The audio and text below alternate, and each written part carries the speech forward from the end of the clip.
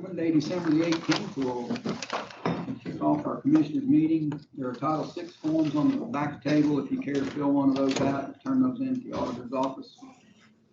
It's completed. If you'd all stand, I'd like to ask our attorney, Chad Smith, to lead the pledge, followed by prayer. I pledge allegiance to the flag of the United States of America and to the republic for which it stands, one nation, under God, indivisible, with liberty and justice for all. Okay. Yes, sir. Please concur.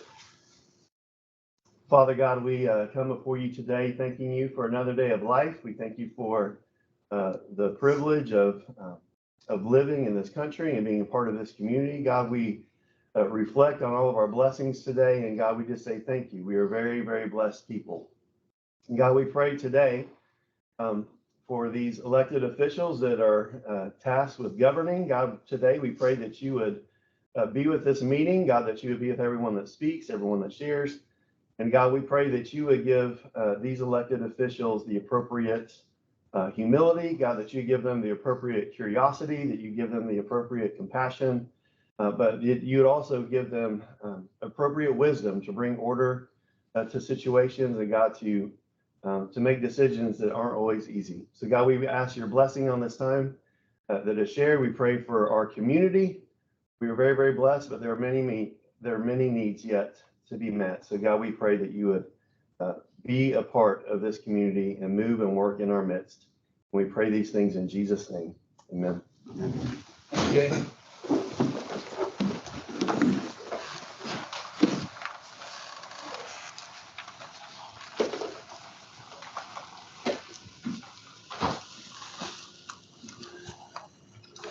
And review the minutes. Any questions, corrections, additions? Nothing for me. I didn't have anything. I was good for it. Second.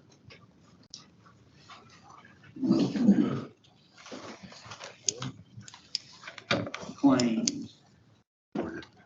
I had no questions. Not gonna die. I have one.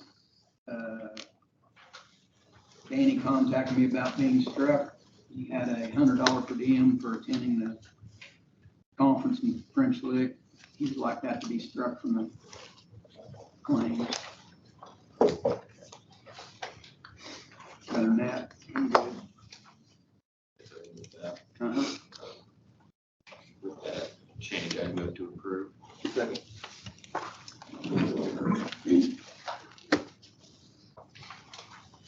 Payroll. Payroll December the 8th. I didn't have any questions. I move to approve payroll. Second.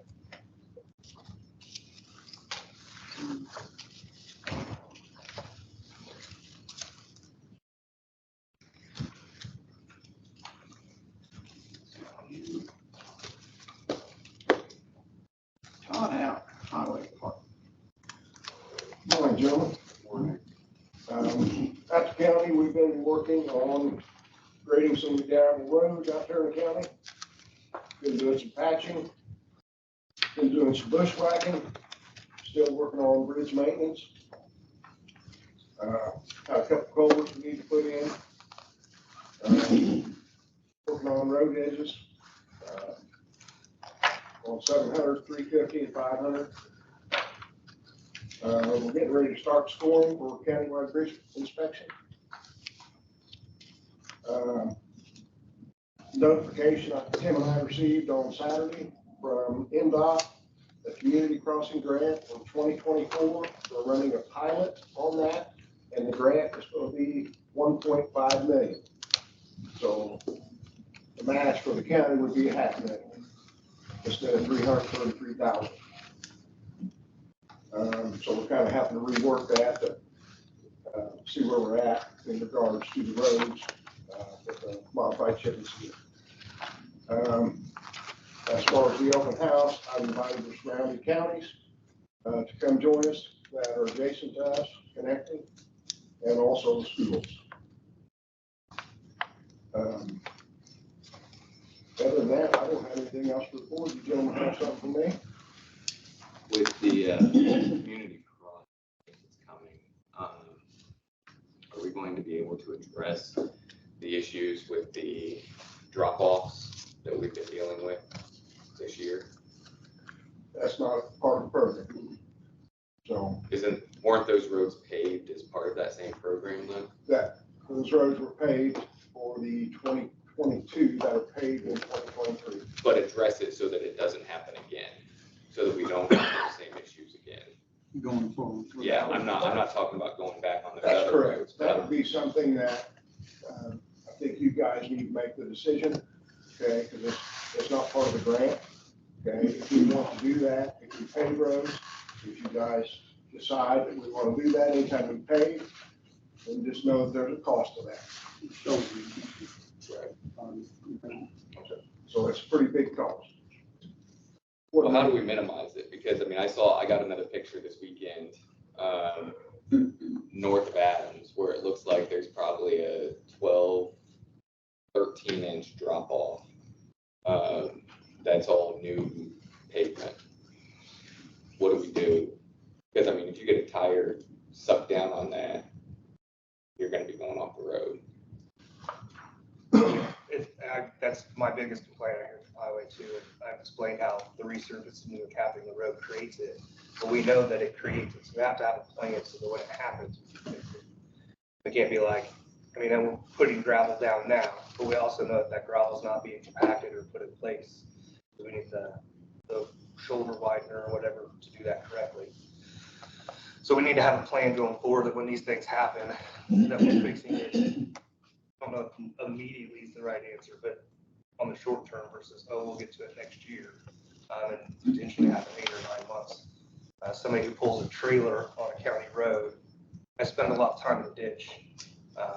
Almost every trailer you pull behind the truck is wider than the truck. And a lot of those roads, you're on the edge to not smack mirrors. So as soon as I do that, I'm in a ditch with a tire. So if I hit a 12-inch drop off with my trailer, A, on my axle, and B, it's not coming back out until I get to a shallow spot, and that'll be an issue.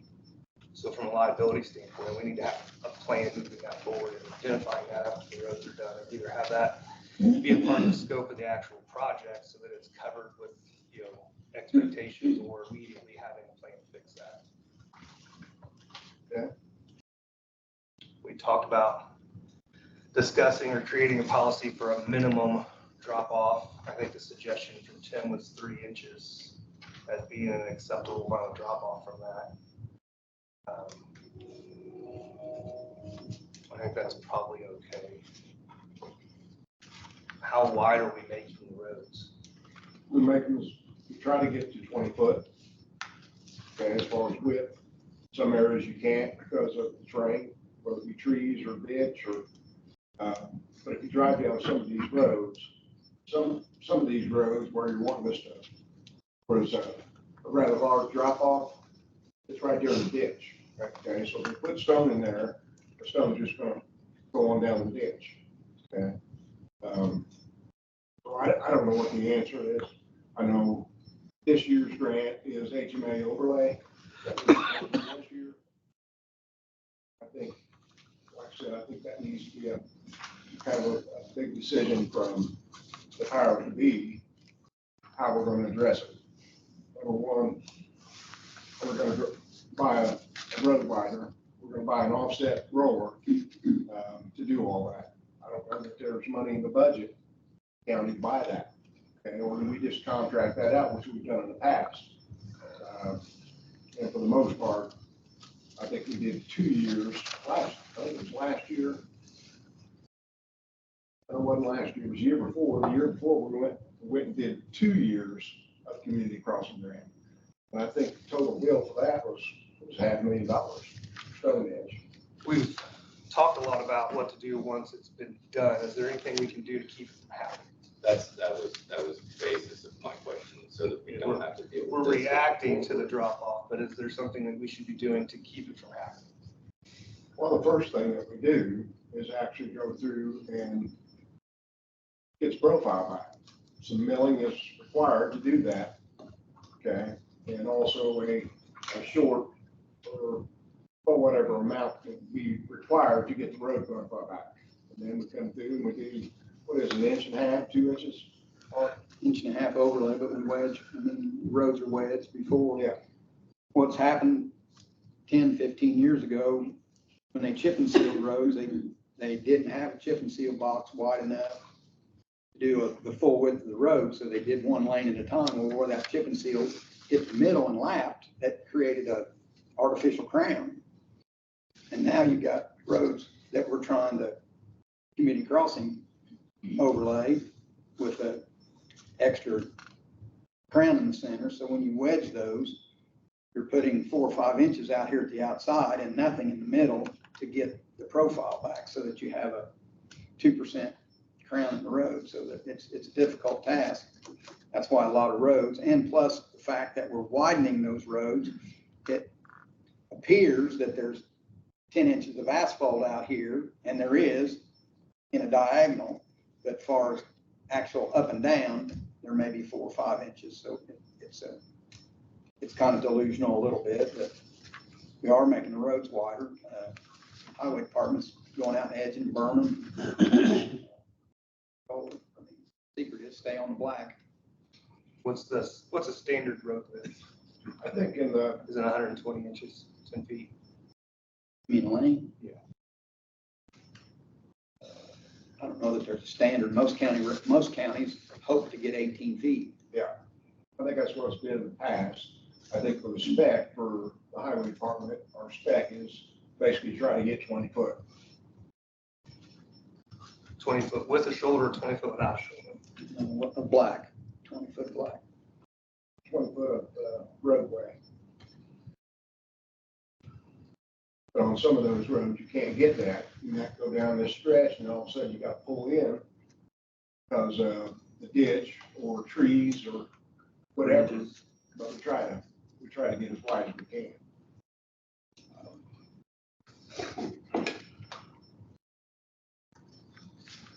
What would the cost be on like edge lining the more traveled country roads? I'm sorry. Put lines on the road, paint them so they can identify the edge at night? I've heard you The tell two you. edges, it's about $1.25 a foot. So that's about $7,000 a mile. There, about 280. Plus the maintenance. And that's probably a 4 or 5 year fix. I mean, the 3 instances that I have received photos from, I believe were all daylight incidents where individuals had gone off the road, where they had gotten over because of an oncoming vehicle. Their tire got sucked down because of the edge on the pavement, and they went off the road to varying degrees. Some did not completely get off the road, but the undercarriage of their vehicles were scraping, and you could see the scrape lines. Others did go completely off the road. I think speed obviously is a factor there, but depending on where telephone poles are or larger drop-offs, that's a hazard. So I don't know if there's something that we can do now with the roads that we have, but I think we definitely need to be looking at this going forward to make sure that we don't have these same problems in the coming years. So. Well, I've had a couple foremans out there driving those roads, identifying where people went off. I mean, this time of year is tough because you start to get into the cold, dealing with frozen stone. We still don't have any way to compact it. So it's I say an optical illusion. Yeah, there's going to be stone over there, but it's still going to push out when the tire goes off the road. So again, I encourage everybody in the county to slow down and stay on the blacktop.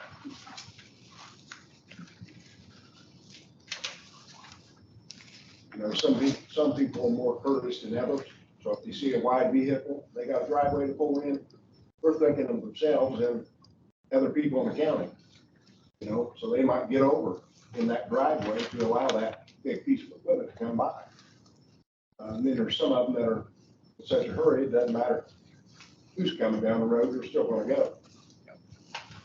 I mean, it's not just cars. My concern isn't just cars though either. I mean, when you're talking farm equipment. Yeah.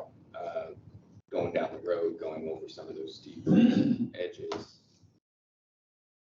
That is a concern. When you get some of those trailers filled with grain, getting them top heavy, that is an issue. Well, and you add the bright headlights, everybody likes to complain about the HID headlights. I mean, you can't see, so you get over as far as you can. You got bright headlights in your eye, and you're trying to find the road edge, so you're not hitting somebody, and then all of a sudden you're off. So, I mean, putting it all on citizens just to slow down and be more careful with them. We gotta do something. It's probably the number one complaint I've heard since my short time as a commissioner so far is the road edge drop off. From a variety of people. Certainly entertain some ideas on something to do.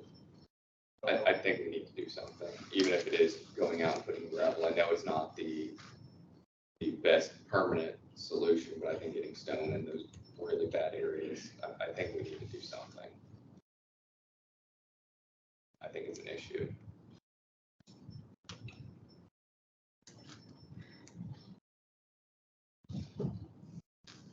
And unfortunately, I'm no expert on making roads wider or what to do at the edges of it, so it'll fall on you to come up with a plan. The cost, and then we can decide what to do from there. Okay.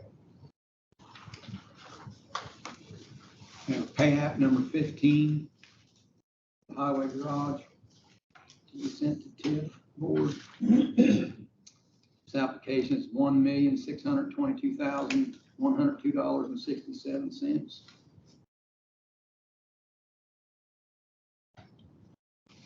Approval for that. Where does this put us on the total? At $8,838,280, including this payment. And how much more do we foresee left as far as total cost? We think it's going to be in the neighborhood of $10,400,000 to $10,500,000.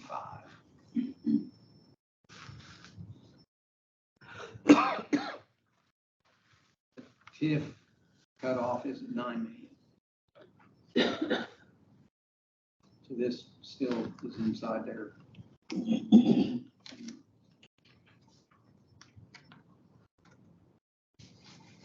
I'd move to approve the Second.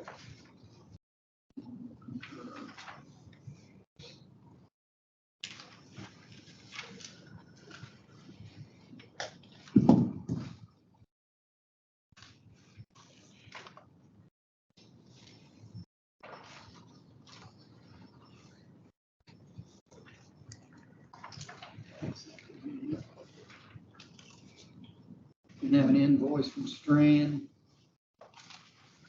that exceeds TIF board's agreed to pay amount is $6,783.64 to Strand and Associates for engineering and inspections. I move to approve. Excuse me, I move to approve. Said it exceeded the TIF. Yeah, TIF agreed to pay $756,000. And this is above that. One of the reasons is that the electrician's substantial completion is supposed to be mid-December. And it looks like we're going to be still out in February or March on final inspections of electrical work due to they're not being able to get panels and whatnot. Light poles, the light poles that are on site are temporary. They'll have to be taken down and replaced with permanent when they come in. So it's not getting paid by TIF, where's it coming out of? Fume cap, I'm assuming. Edit, Edit, okay. rainy day.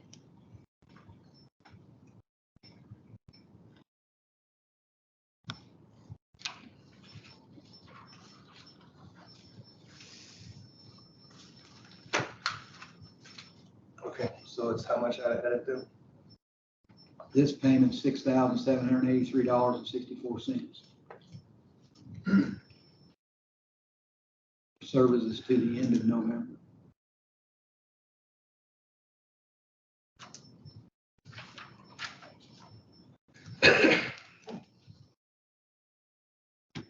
We're expecting more than, since it's to the end of November, there'll be additional. Yeah, there will be some. Steve's gonna talk about that next. And the delays are from equipment coming in?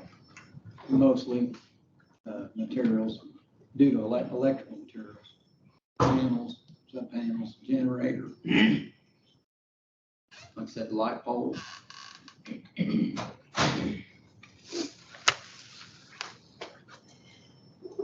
My second motion.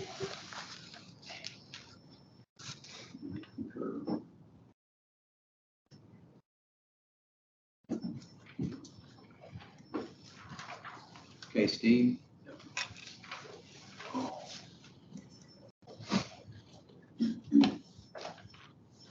Morning, everyone. We're requesting an amendment to our construction services agreement for the highway department. As a result of the construction schedule for the project, the final completion date extending out from December to May. So we're informed of that by the contractor. I think it was 2 construction progress meetings ago. And Mark kind of gave you a heads up on what's driving that extension. We'll have to continue to have construction progress meetings, review pay apps, respond to requests for information from the contractor, and make some periodic site visits as the project continues to move forward. So we are requesting an additional $11,000 from in addition to our original agreement in order for us to continue providing those services through May now. Seems to be the date the contractor's telling us that the project will be finally complete. Do we know if the stuff that we're waiting on is ordered in a timely fashion, or was there a delay in the ordering? I do not know, the timing of the ordering from the contractor. We're just informed of when they'll be able to get it. The longest lead item, I think, is the generator out there. Which would be one of the easiest things to order as soon as we start construction. But one of the longest lead time items. I mean, That's my curiosity. This is not, the generator in and of itself is not,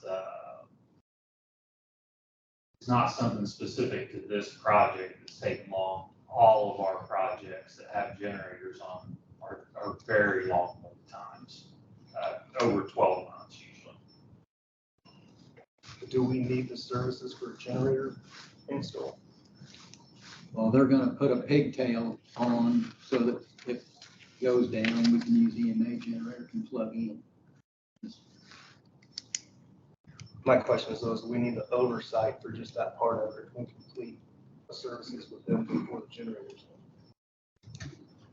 Well, there's still electrical panels that Right. have temporaries I think in. there are several things on site that, and ultimately it's up to you whether you have our services or not. But, we continue to provide oversight and ask questions or answer questions from the contractor and help guide that process. My question is what's the cause of the delay? Were things ordered when they should have been ordered, or were they delayed in their order? So it's not a question of whether we need your services. The question is who should be paying for it. Gotcha. So if they weren't delayed, if they weren't ordered on time and the ordering of them was delayed 3 or 4 months when they could have been ordered earlier, should we be paying for that, or should we have been the people that didn't order on time? I guess that's my question. And we need the services, so I understand that. But the question is why do we have to delay? Is it just a shipping delay, or was there a delay in ordering of it? So the generator is one of those things that as soon as the project's going, we can order a generator. If it was 6 or 8 months later, we ordered with that delay, could have been prevented. But having oversight, I don't know the answer to that.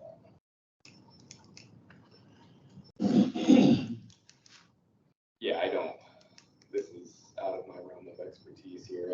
extent of which I know about contracts like this, really come down to some road projects that get more publicity, where you hear there is a bonus that is potentially available to a company if they finish early, and if not, then they're either paying back the government or they don't get any additional funds. So that's the extent of my knowledge here in this area. And what I can tell you is that your construction contract for this project had neither bonus nor penalty built in.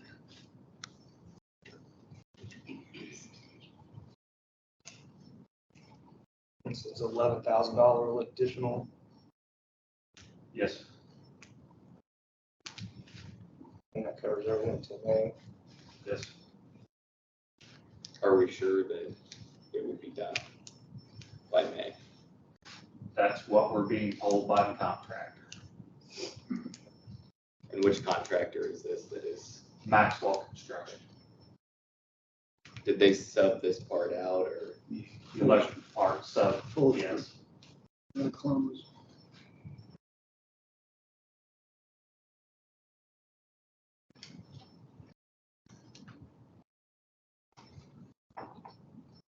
I think on this project, there's been several hiccups, waiting on lighting, generator. So as far as the last piece of the puzzle, the asphalt tank. Yeah. Is that May, when that's supposed to possibly be in? Yep. So, and I know the asphalt tank was ordered in time, but I think that particular company that makes it, I think there was another company that went out of business, so they kind of doubled their load. So I think there's, just for me being involved with the project, I think there's just been a lot of delays from the design part and what was spec'd on the job that they've had difficulty getting. But it'll be shipped in from Montana or wherever it's coming from. But I think there's been some issues with that for the whole project. So I don't know if it's anybody's fault. I don't know that for sure. I'm just trying to learn.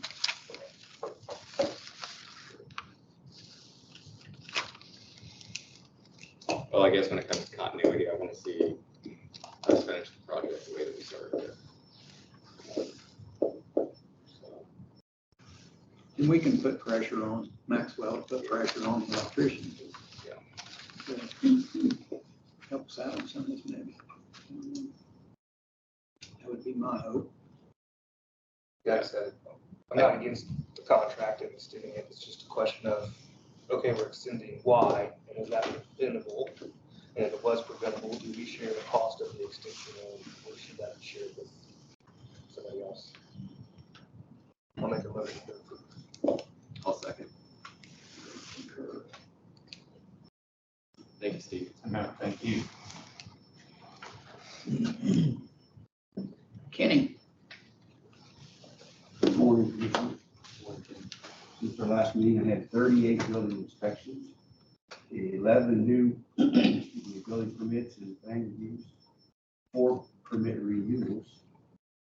I'm still working on the expired permits, making phone calls and getting them to renew if the job is incomplete or doing the final inspection. I had one complaint about someone remodeling without a permit. And upon inspection, it turns out the pile of lumber that was reported on the site was for new fly rafters and roof holes, so just a new roof on the house doesn't need a permit.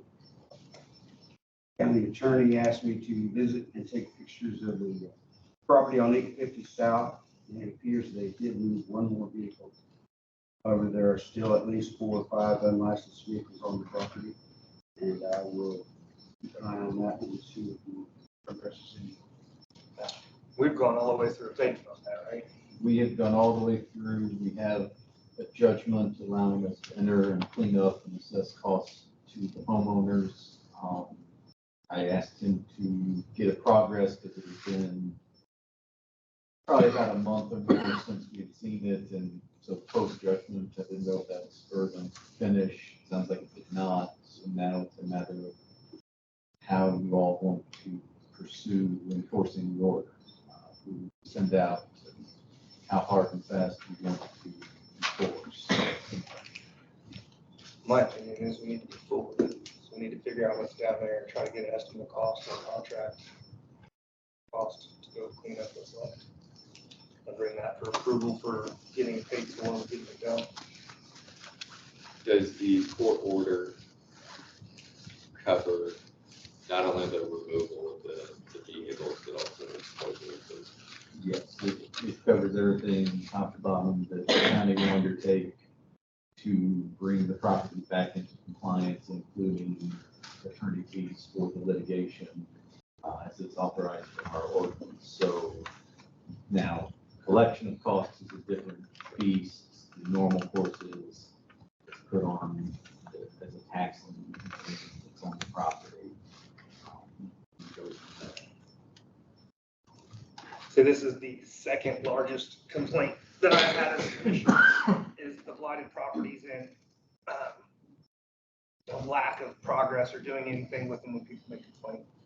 So we've followed up, we've done our process, we've given them lots of time for what is a 4-year-old complaint in its face. And I did field a call from the homeowner after the judgment came through, and they claimed that they've been working on it and made progress. That was my position. I told them that this has been a years in the process complaint, and that basically we didn't have everything ready to come clean it up right in that moment if they wanted to finish, otherwise they would expect us out there. Yeah, this is like I said, as a commissioner, this is the second biggest process, probably a tie for the road edge on phone calls that I field and complaints from people of houses that are falling in that they've complained about, nothing's been done with, no follow-up. A letter gets sent, but then nothing else happens, and 3 and 4-year-old stuff. Bernie is another example. I'm going back out in January because half the town is upset about the conditions of the properties out there, and trying to come with a resolution with them. Lake McCoy, Clarksburg, Letts, there's still a house in Letts that's can't see from the road, the roof's falling in, that we've been in discussions with for months. That there's been no progress on. I know some of that takes time, but there's also been no communication. The property owners aren't communicating a plan, nothing's being done. So we have to keep moving forward on these. It is a tax-paying citizen's complaint, and we need to make sure we're doing our jobs on it. So my opinion is we need to get a cost from somebody to tow those vehicles out of there and dispose of them, and a good detailed list of what we're wanting done to bring it to compliance. And then come back to the commissioners.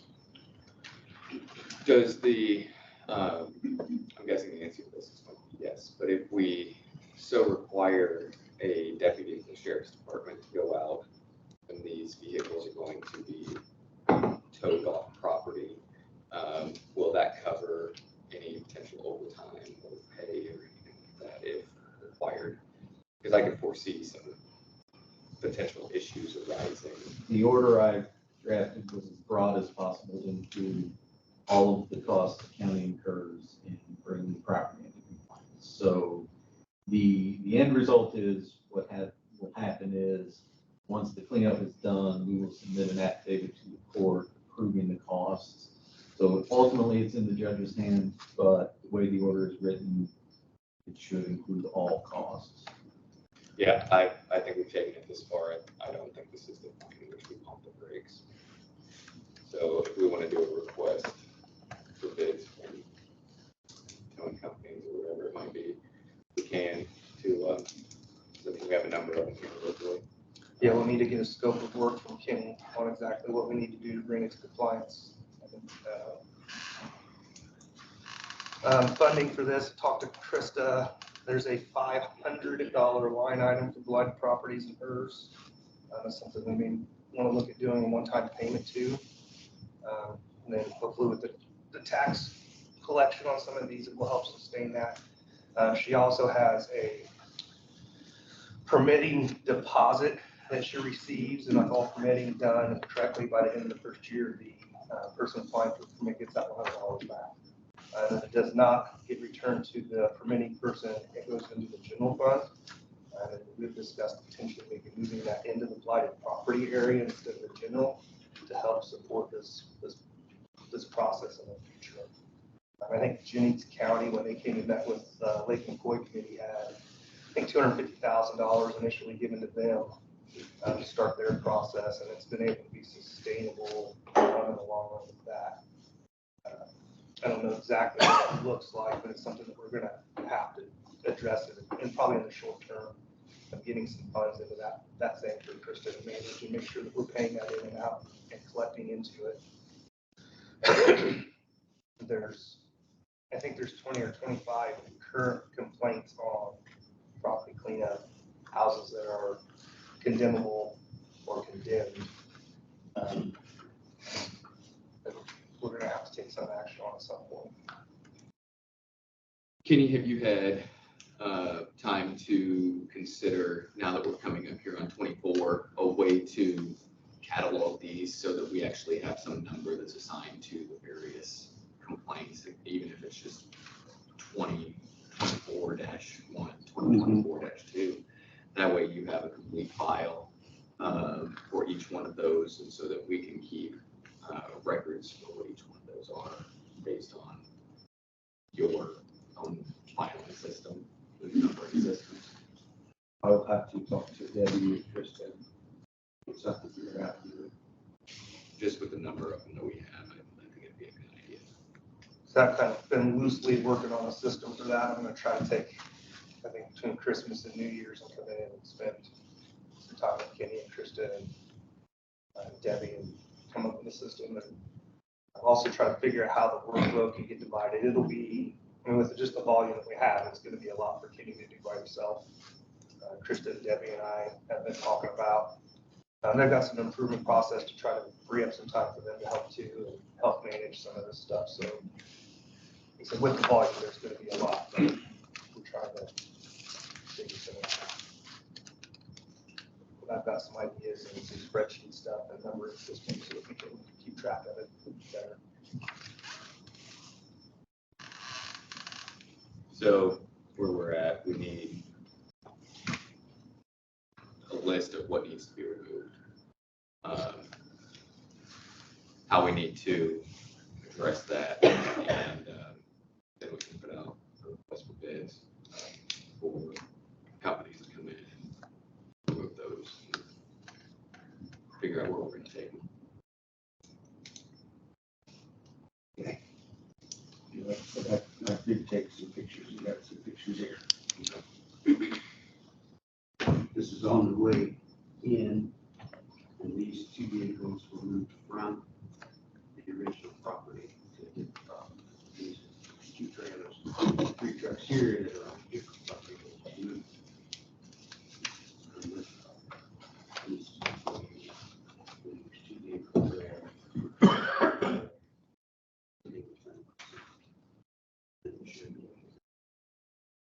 There's another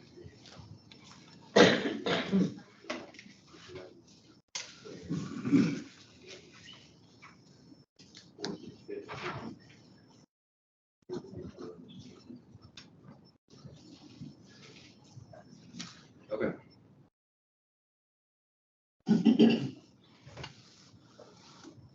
Basically, big trash or any unlicensed vehicle that's just sitting around.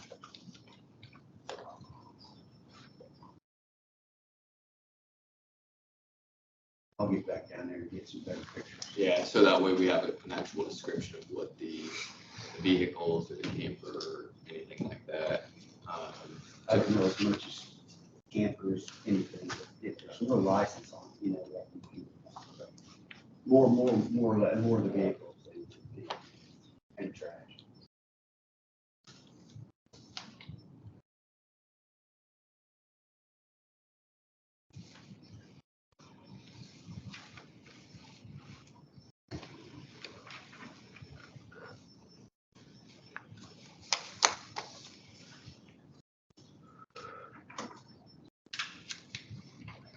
And they're kind of blurry. I was doing a drive-by. You must stop. They say one stop.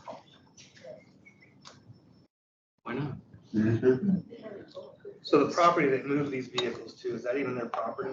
I don't know.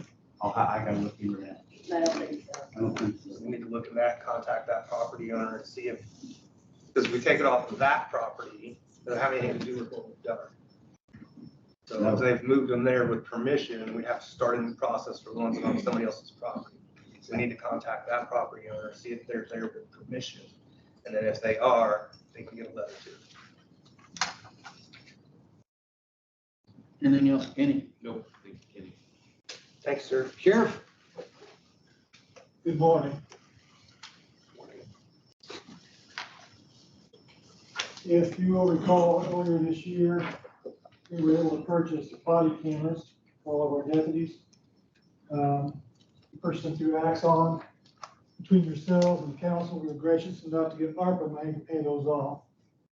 So I'll just put before you now is a quote for 18 in-car dash cameras.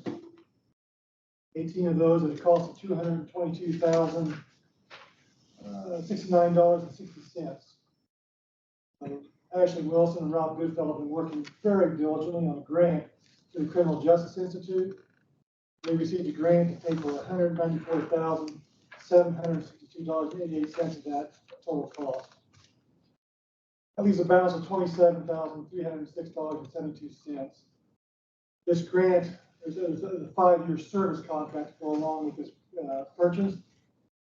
The grant will pay for 4 years of that service contract, leaving us the 5th year of the service contract, which is the $27,306.72 difference. And if you look on page 3, I believe it is.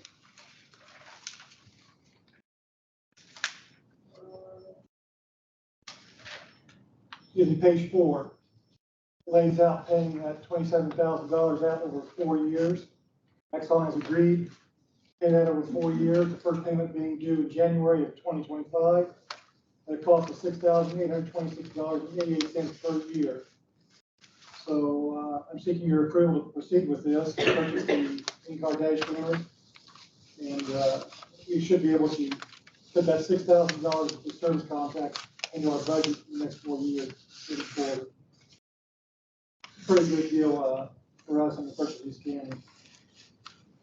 It looks like data storage is included in the plan. It is, yes. Unlimited storage for one camera. Yes. That is awesome. That was always a big concern with. Sorry? That was always a big concern with the cameras, just storage. Yeah, and again, with these in-car dash cameras, they will be integrated with our body cams. They'll merge, they'll work together. Great system. And the storage, that's cloud storage. Correct. Yes.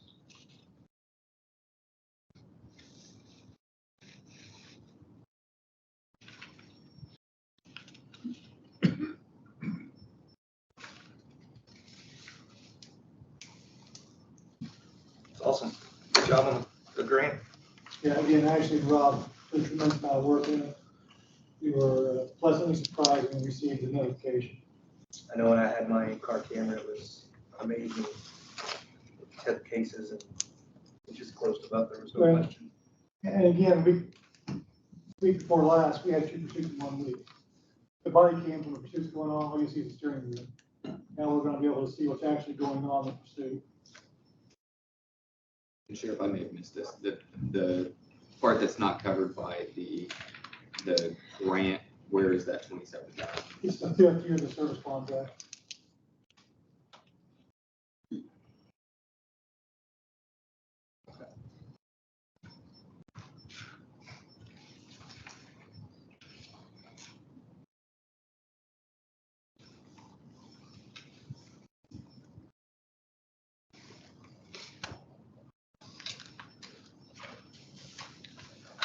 How does it work? Say you add in 4 years, you add a couple more road deputies. Yeah, we're going to address at that point, purchasing additions. Would the service contract as far as storage and those kinds of things be covered under this same agreement, or? Well, again, we'll have to renegotiate, if you will, in 5 years, the service contract. The transfer these cameras to one vehicle to another is probably not going to entail a lot. No, that should be possible. It should not be an issue. The trade. Part of the agreement with Axion is they're going to train the individuals that are installing our police equipment in our vehicles now, so they can install it in the future. Well, good job. I like it. Putting on my prosecutor hat for a second, it's great evidence. So, good job. And actually, well, for training well on this. Yeah, I have no issue with it. Requiring motion from us to do anything. Yeah, he's putting equipment in county vehicles, so I would say yes. All right, make a motion to approve. I'd second. I will agree. Thank you. Next part, second item is the commissary report. I'm gonna wait and provide that for you next year, so we get a true end of the year look at what's happened this year. Thank you. Thank you.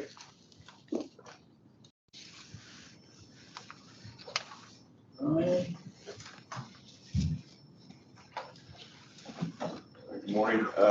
Here to review or seek approval of ordinance 2023 I don't know if that's a number just yet, establishing the unincorporated portions of Decatur County as a designated infrastructure development zone to spur or help spur incentivize the expansion of broadband, particularly broadband fiber.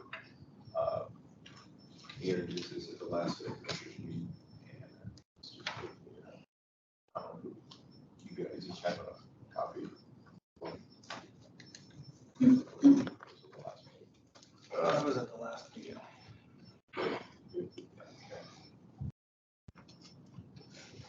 My copy. This makes it, we are in agreement to be broadband ready.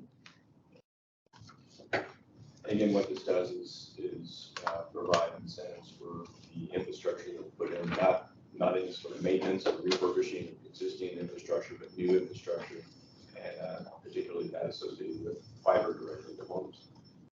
It's not fiber to towers, satellites, or anything like that. It's fiber directly to homes. Yeah, it's line 5, right? Tax exemption for certain infrastructure shall only include the installation of fiber to homes, businesses, schools, and publicly owned buildings. Shall not be available for maintenance or refurbishment of existing facilities, land, and infrastructure located on fiber, cell towers, or satellites, or long-haul pass-through fiber infrastructure, only for 6 years.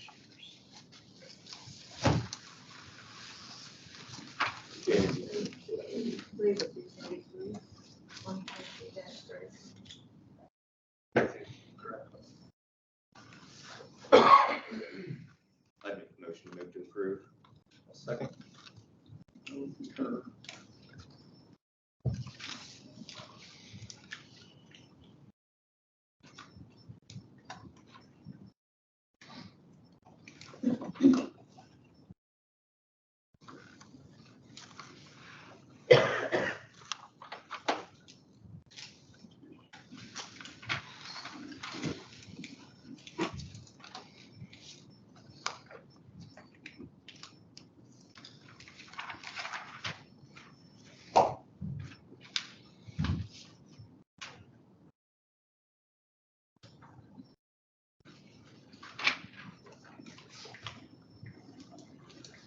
Hey, Brian, while you're there, you want to go through this EDA? Yeah, I have a copy, and Patty, I'm sorry, the one I thought the printer was done, it was just pausing, I blame the Chamber of Commerce for the shot. Yeah, thank you. Patty, you did that. I got it electronically. Okay. This is the economic development agreement for the Pleasant Power project, something that's been worked on for Marvin State and probably about a year and a half now. It was referenced by the county council, the last county council meeting, with the incentive that they passed associated with the project.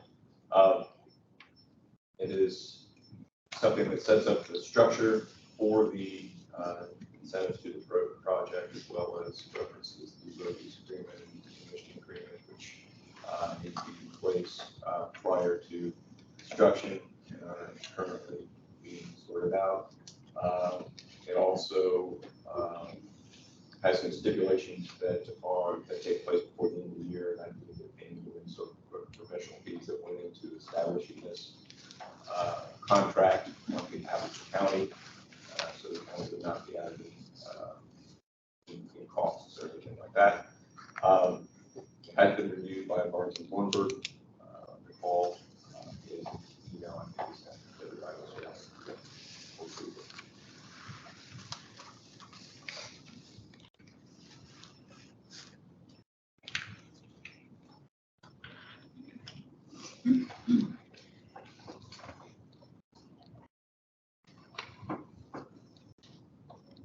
So on page 3, it goes through the economic development. And that number could possibly go up. It's based on the final investment of the property. Those are today's dollars, which probably be out in 25 or 6. Assume, Brian, is that correct? Yeah, actually, those were based on actually the 2022 dollars. So that's meant as an example, as an example of how it's calculated. Those numbers will probably not be as up to. Do we know if those numbers go down? Is there If potential?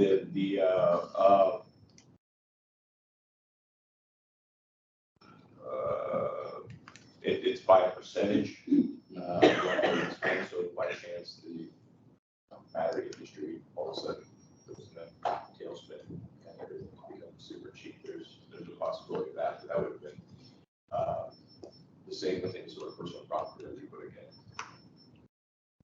And then at the 11-year mark, it's how is it taxed? It would be taxed as regular personal property. And these economic development payments are not contingent to the tax status of the owner, correct? So if they were to sell to a tax exempt Yes, agency, the EDA payments would still be paid. These are EDA payments. That was a question that I had received, or a comment that if they were sold to Hoosier Energy or a tax exempt company, that we would use that money, but that's not correct. One of the reasons, well, in the agreement, yes, in legal stuff, they wanted to fight us. I'm not going to say agreement. Per the agreement. Per the agreement, yes, they would stay in place, and one of the reasons why we structured it this way.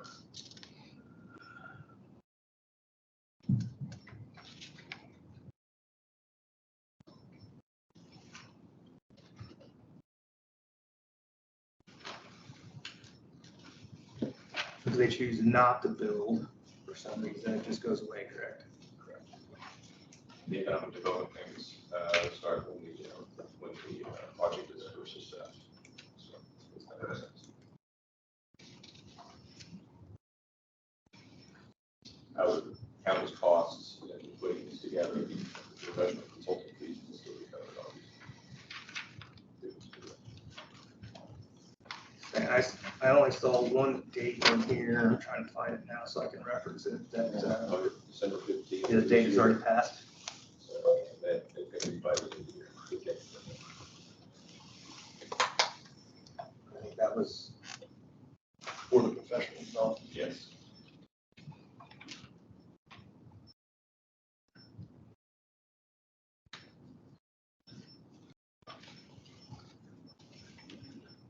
Any other questions for Brian? I don't think so. I don't have it. I'd move to approve and accept the terms in the economic development agreement. I second. And I would agree. And your signature on that needs to be on that as well. Hey, can I say something to you? Sure. I want to thank Bryan. Well, he's worked for 2 years real hard on this. I mean, he deserves a big thank you. He really does. And I hope there's a few more coming down the road, Bryan. I look forward to it. I learned a lot. Me and Mark learned a whole lot. Coors and Peter's consulting firm. As long as they don't send the bill. Yeah. Not a horse trade.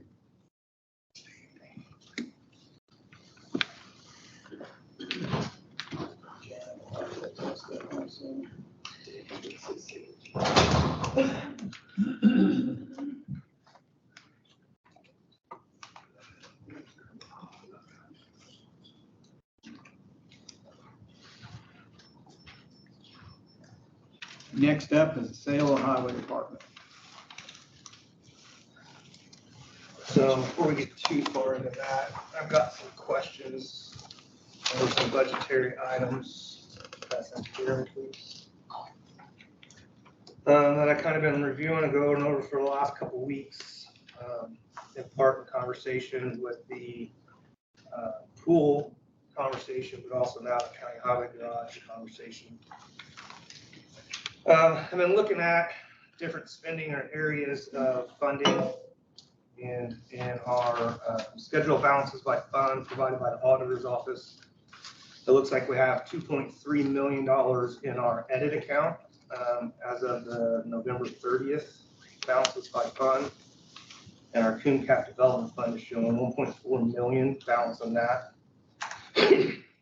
Our coon cap budget this year for the commissioner's budget, we have $310,000 in other capital outlays and $505,000 in buildings. That's up from last year, from $438,000 to $815,000. Our edit funds show a projected budget this year of $831,000, which is the same as 23. According to our edit plan, $312,500 of that goes to the Bill Decatur County Fund, $312,500 for our rainy day fund. So before I push too far with a decision on the county highway sale, I just wanted to have a discussion about plans and intentions on where those monies are going from commissioner standpoint, since they are commissioner funds. I was able to get a expected 2024 revenue for the edit money, and our revenue for that is expected to be $970,000 this year. It's down from 23, but still above our budget at $831,000. I believe I was told that shortfall, or not shortfall, but the budget excess could be spent if needed to do so. So between those budget amounts, we have $1.4 million of edit and coon cap available to us to spend. And then $3.7 million worth of savings that we can put towards the various projects that we're currently talking about. Well, if I'm remembering correctly here, the part of the discussion was the economic development payments would be covering the shortfall for the highway garage or the excess that TIF does not cover. But even as Bryan just said today, payments would not be starting until 25 or 26. No, I'm not talking about that money. And so we would have to be able to cover Yeah, those couple of years. This isn't the battery storage money I'm talking about. No, I know, but I'm saying like before that money starts coming in, we still have to cover payments for the new highway garage. Right, so And those numbers are in addition to this. Oh, they're in addition. Correct. The $970,000 is our local income tax economic development. No. I'm not talking the EDA money. I'm talking the money that we still have to pay out of our rainy day fund for the yearly highway departments until the EDA kicks in.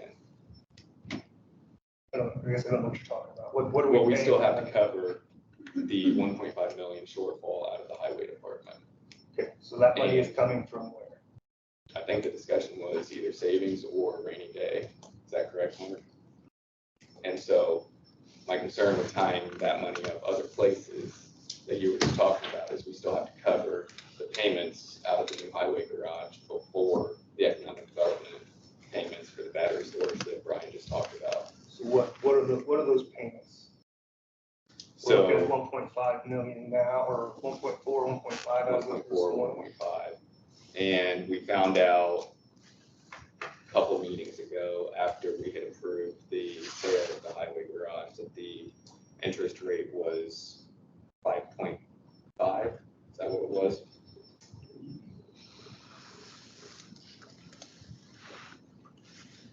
And we have a term of 5 years to pay off the 1.5. 1.5. So have we been able to calculate what those costs are? I had it earlier and then I accidentally closed out the calculator. And I didn't write it. I know the economic development payments cover the payment for the new highway garage once those kick in. But we were looking at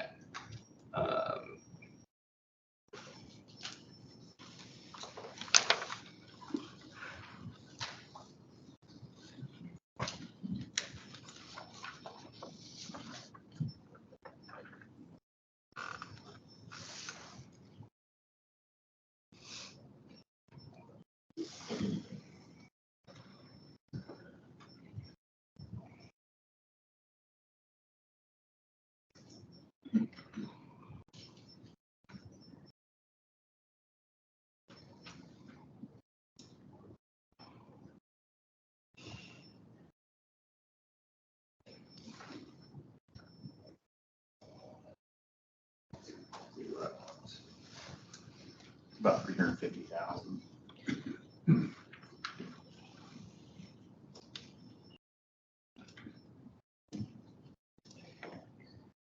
Do we have any intentions or conversation about using any of the monies in our savings to do that? There's 2.3 in edit that we can put towards that and drastically reduce that over the 5 years.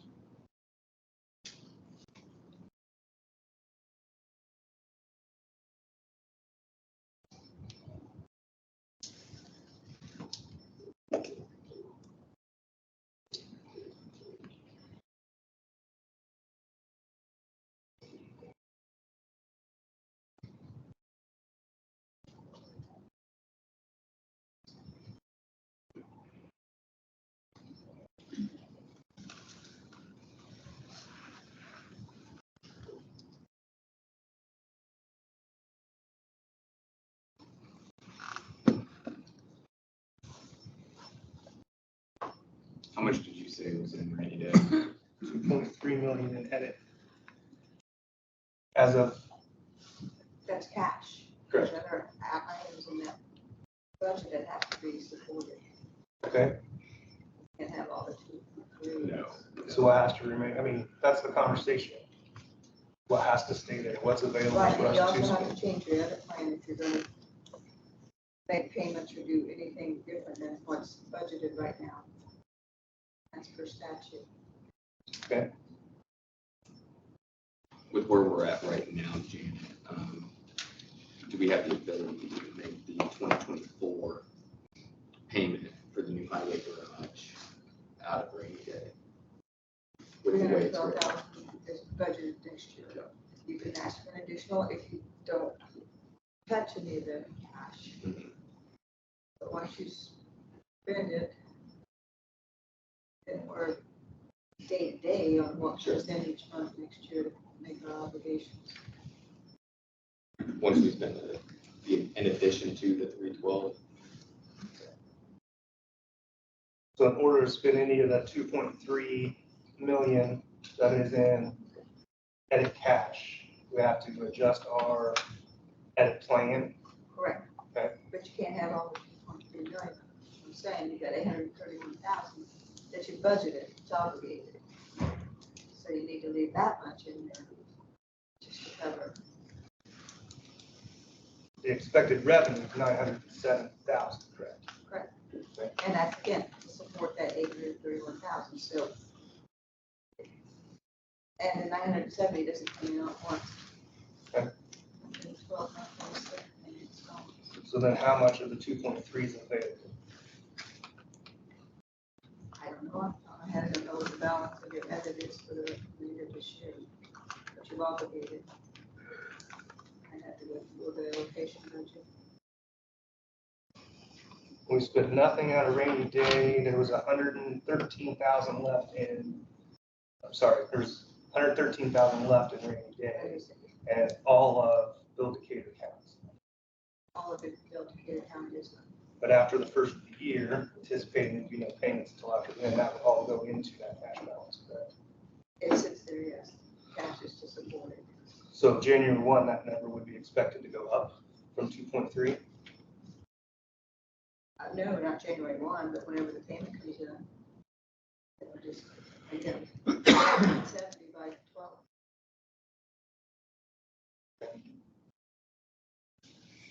So with no more expected payments, and we just did $6,783 out of the budget.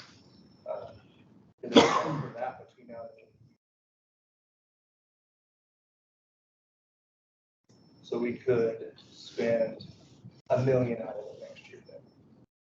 I would do a conservative, $1 million or less. And then Coon Cap development is at 1.4 million, The budget of 831,000 for next year. correct? Cume Cap only gets tax settlement, so that's one twice a year. Seeing as that amount's gonna take you, 230. So we could pay that down $500,000 to be $1 million and lower our payments then. And still not have touched our cumulative capital development plan at 800. Barring any 15,000. emergencies, because Cume Cap covers buildings. I mean, it's several buildings, not just. Right. I want to have a clear understanding of all this before we get too far in the conversation about the food and beverage tax and see if we can actually cover on everything. And the highway garage selling, it goes into all that. Highway garage goes back in the highway. But the sale of it goes into it, because we have to spend money from someplace to cover, if we choose not to sell it from the highest bid, we have to cover that money somewhere. If it's coming out, that affects other decisions 6 months from now or a month from now. Could have what? I wasn't aware that we were going to have these questions, or I had more information for budget figures. Well, I was hoping to have this conversation at the council meeting. I'll have to kind of prepare it on short term to answer or have them for today when it is. We got the number that we got. Well, if you are with the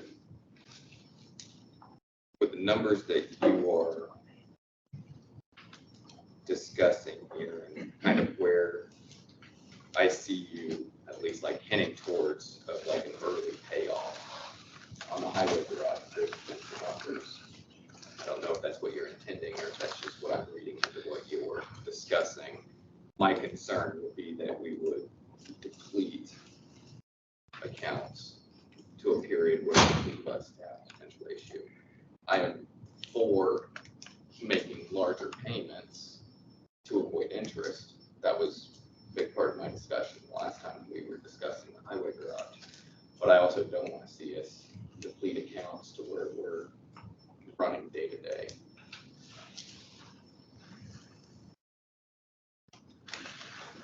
Would be my issue there.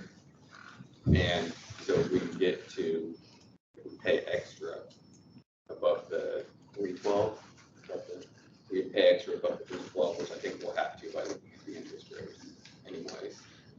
For 24, that's fine.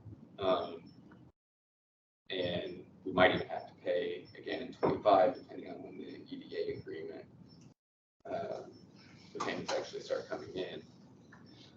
So I don't want to see us take too much out so that we can make sure we cover at least 24 and 25 on the highway garage before the economic development come in. My conversation is more of why would we not use money that we have saved to prepay the balance down and lower our payments, lower our amortization, lower our interest rate. If I'm going to buy a $40,000 truck and I can put $10,000 on it, it pays me dividends to do that. Sure. And if we have cash balances and amounts that we do, should we be looking at those?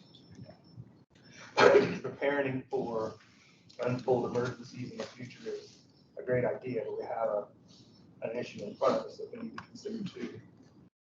To save and then put something on a credit card for the mere fact of stating it isn't always the best financial decision. And this is one of the first times that we've had any cash balances. And also, all the departments have worked very hard to get that cash balance, because you need that cushion. And we'll go back to my original concern. What are we gonna do in 2 or 3 or 4 years when we need the property or the buildings? I mean, EMA is still actively trying to expand and do storage, and it's gonna cost the taxpayers money through TIF to do that. And the cost estimates for that potential expansion is beyond what our bid was. So we're gonna spend taxpayer dollars to build a building that we have already, so that we can save money for the future. So you have a potential buyer for the highway department, is that correct? At the auction on Saturday, the high bid was $530,000, which was below what the discussion was when we had decided to sell for what other purpose was going to be.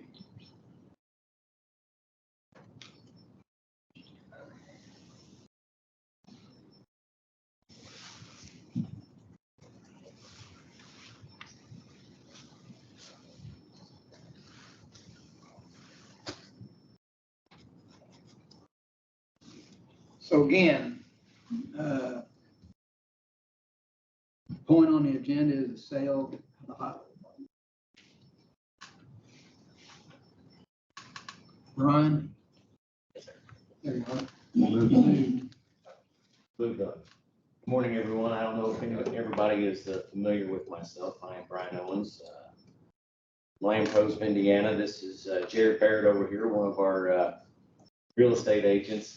I want to take a moment just to give a little bit of background on who we are, where we come from. Of course, a lot of you probably know my father, Kenny Owens, who started our auction service many, many years ago. And we branched off from that partner as well. And we decided to pool our resources together almost 4 years ago in July to make Meyerrose. So we have affiliates in other states. We have currently 11 agents working statewide. Jared, correct me if I'm wrong, probably in the last 3.5, almost 4 years, have we ever had a no sale? No. We've never had a no sale. We have agents that are, whether it's commercial, or if it is agricultural, and into the housing as well. We have agents with a lot of backgrounds. The sale of the highway department, it was kind of where we thought it would fall into. I think we gave you gentlemen a range of where we thought it might fall into. And, the current high bidder is at $530,000.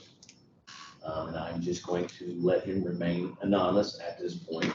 And 9 bidders that signed up in person, 3 bidders were online. The publication that we used, there was social media, Facebook, Instagram, Twitter, and then our website builds out the criteria for sending postcards out to those that might be target buyers. Guys from Indianapolis come down, Rush County, active bidders. So, we were just thinking, we wanted to know what your guys were thinking. We ended up with the $530,000. I know that's probably not a number that you guys want to hear. So I guess from you guys, what are your expectations? We found out property has 2 addresses, 1031 East Main, 781 East Main. The acreage, this is all just clerical. Acreage on the parcel was 6.85 per beacon. Mark, I think you had somebody brought in, and it's not recorded yet, I don't believe here, but 3.4 acres. I think a property that was assumed to be commercial actually wasn't commercial. It's on A1 agriculture, which you guys submitted the application, and all this is contingent upon that moving forward. This facility has been treated in a commercial use for the last 8 years. You know, currently the property has what, 3 restrooms, I think. And I believe the number of employees that are in and out of there is 22 to 25, I believe. So it's sustainable. The septic system is sustainable. And I would assume that you would approve this, everything would be all along those lines. I do know this. It was noted probably by 4 or 5 different buyers that the biggest contingency was not being on city sewer. That was the biggest contingency. Being able to do other things, although the current high bidder, his use would conform to basically what the garage has been used as for the last several years. So I wouldn't see there anything being wrong with that. So from that, what are your guys' thoughts, expectations? What do you think?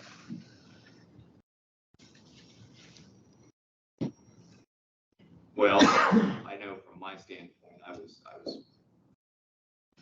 kind of surprised with how low it ended up, Bryan. I was hopeful that it would bring more because of exactly the discussion that we were talking about here of covering the shortfall at the new highway garage. And I know that, excuse me. I know that was the discussion with Mark and my predecessor and Tony's predecessor for the old highway garage paying for at least a large portion of the new highway garage. So I was disappointed in that, not anything that you guys did, obviously. You did a fantastic job putting on the event. I was disappointed in how much you brought. But I get their analysis and their calculations, and I think you and I even talked about that. Mark?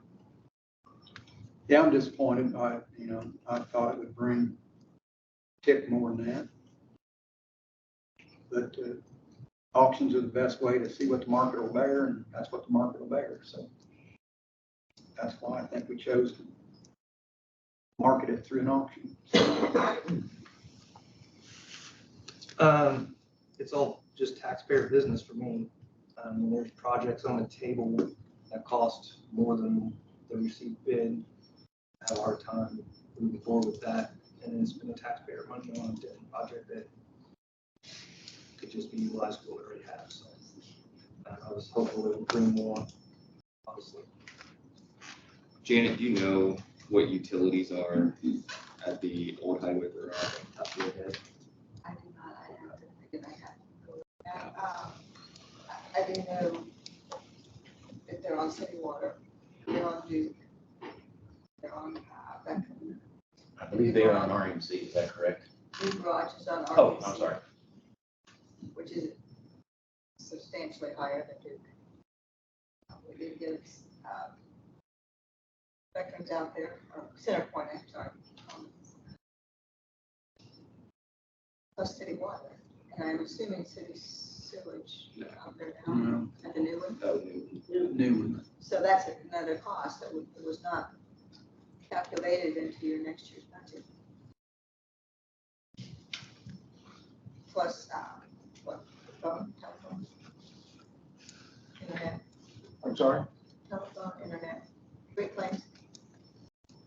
Great point. I mean, I can get you the numbers, but I'll go back to the computer.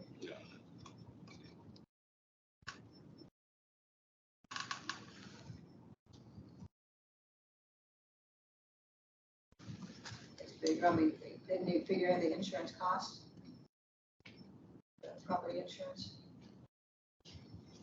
I know Kevin's been working on that. But I haven't seen any figures, what it's gonna cost. well, if EMA goes to the TIF board, say he asks for a $300,000 building, we're gonna have to find a place to put that, and we're still gonna have water, electrical, more than likely. So those are expenses that would be coming down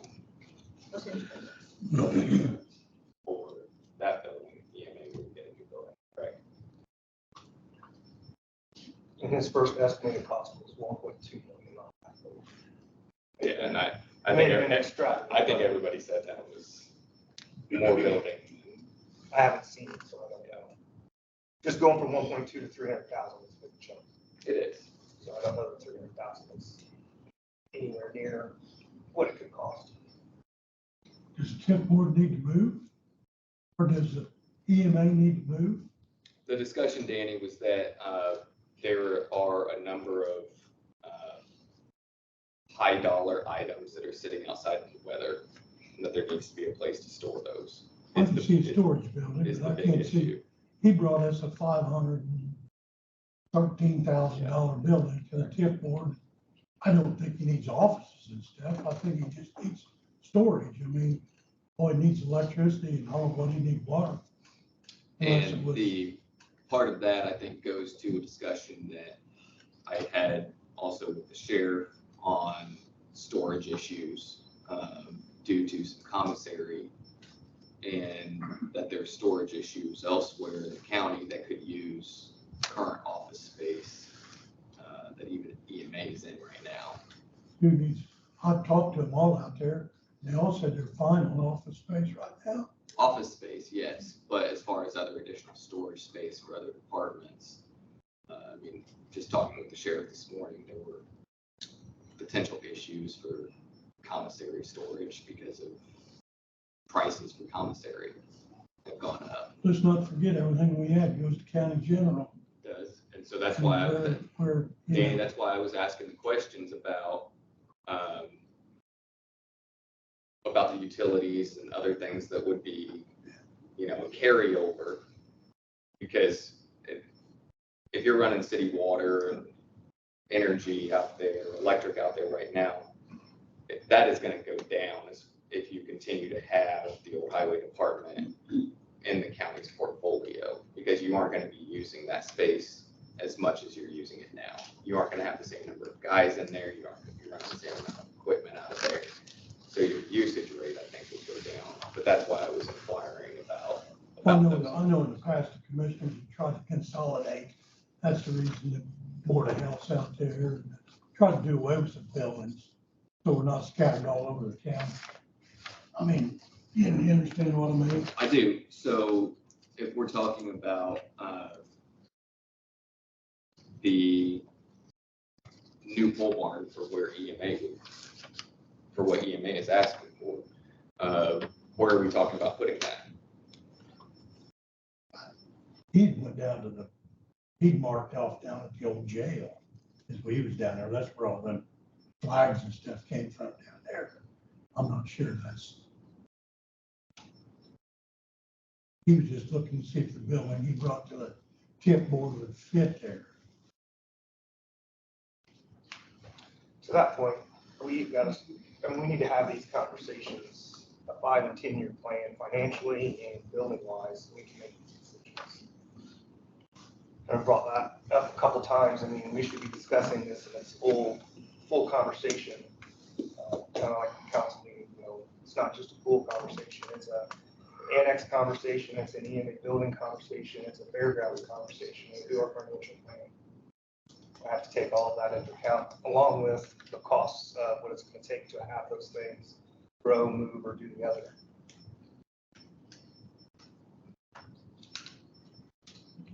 Seem I to, know there was some discussion about port services needing some more area too. yeah.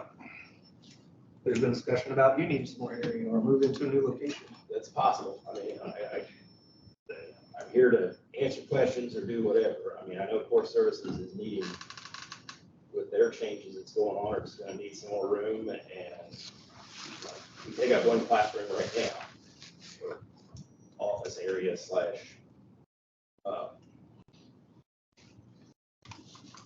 would it be nice to have that someplace else? Yes, but what we have right now works. But if there's stuff that we need to do for the port systems or whatever else, we can move to a different location, it'd be great, in my opinion. do you know, or Mark, do you know when we're going to be able to move coroner's office to the hospital? Once they get, What? there's an opportunity for you to be in the hospital. They have offered us space for the coroner's office there once physical therapy gets moved out of the hospital. I said, probably down in the basement again, huh? I'm not sure.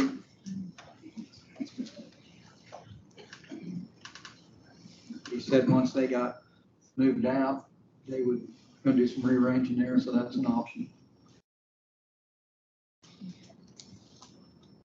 So from our standpoint, we were just wondering kind of where you're at. Obviously, we are working on behalf of the county, of you three gentlemen, but we also have to, to stay partial to the high bidder who, like you said, Mark, on the day of the sale, marketed your product. Anybody that didn't know of the sale, even though per your expectations may have fell a little short, I still feel like that is the current market on that property. Oh, I don't dispute that. The debate that I'm having in my head right now is being that 530,000 is the market for that, is it a better use than to keep those facilities to cover some of the needs that the county has? And we might have additional space that we don't necessarily need right now out there, but having extra space working in county government, I don't think is necessarily a bad thing with the way that things tend to expand, or we need to add additional services and things like that. And as a common courtesy to the high bidder, if you do decide to vote down the high bid, I'm going to ask the board, what is your number to sell the property? And he should have the ability to raise his bid if he so chooses. He may not. I don't know what his expectations are. I don't know whether you all have to have another executive meeting. If it comes in under that number, if it's close, we just, to be able to negotiate, if you guys are not willing to take the high bid at this point, what are your expectations? I know we discussed the minimum bid. It wasn't publicized. No, we had discussed, the number was in the meeting, Well, but it wasn't publicized. not at the auction. And it wasn't right. So, a lot of times the auctions I've seen are going to the minimum bid just put out there. So having a minimum bid that wasn't put out there changed the expectation, I guess, of everybody there, but it didn't necessarily change the expectation of us of what that minimum was. So I'm trying to keep the bidder in mind. Yes, but we had a minimum. It wasn't that. Well, and I also feel like too, it has to be within realistic expectations of the market and of the current condition, concrete not in the floors, insulation. This all takes into account the value of that property. And these are all things that the current high bidder has to assume. So my question to you guys is, what is your minimum that you will take?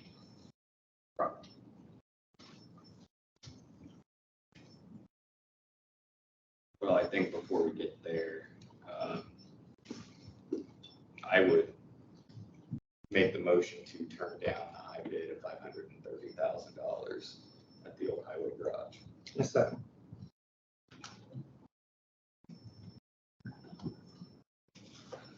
I have to go before him to tell him a number. So do you guys have a number in mind that you can tell me what that number is? It's kind of how an auction works. If you accept or reject, you have to counter to him what your expectations are. And commissioners, just from a statutory standpoint, you don't. We exposed it to a public sale and you voted to reject the bid. Statutorily, you do not have to do anything else. You may, if you so choose, but you do not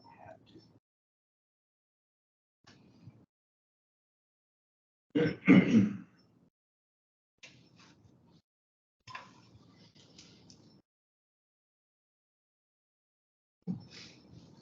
more thoughts or discussions?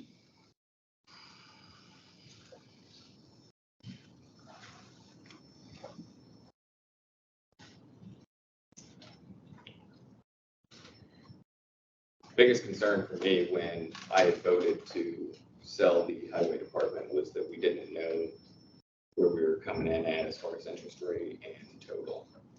And with the numbers that we've gotten since that vote happened at 5.5% on the interest rate and shortfall of 1.5 with the EDA agreement that we just signed today, I don't know if we're in a position that we actually need to sell to cover shortfall out of the highway department, new highway department.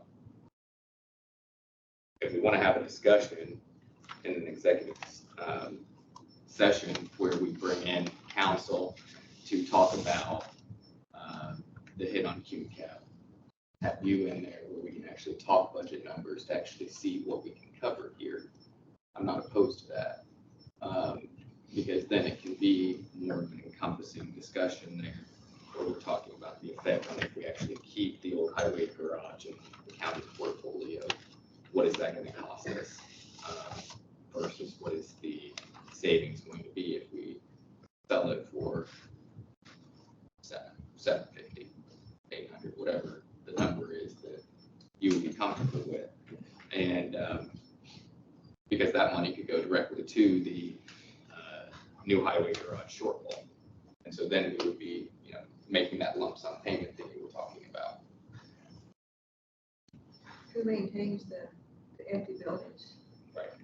And that goes into the calculation there as well for It checks on vandalism. keeping it. Yeah, and so I mean, if we were to move, if we were to allow EMA to have access to one of the buildings there for now, then you would have EMA that is there to check on things. If there's the potential at some point for,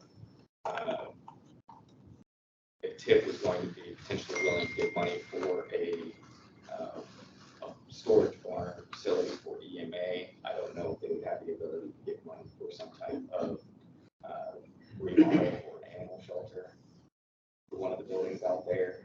So we would potentially have people out there anyways. Not immediate, correct. It would just be helpful if we have another meeting about this, we actually have some great discussion to it. Okay, Bryan. Sure. You have something? Yes, commissioners, if you are deciding to reject the bid, I would ask that you sign a purchase agreement with the note that says that the bid is rejected. That way we can get this over to the effective buyer.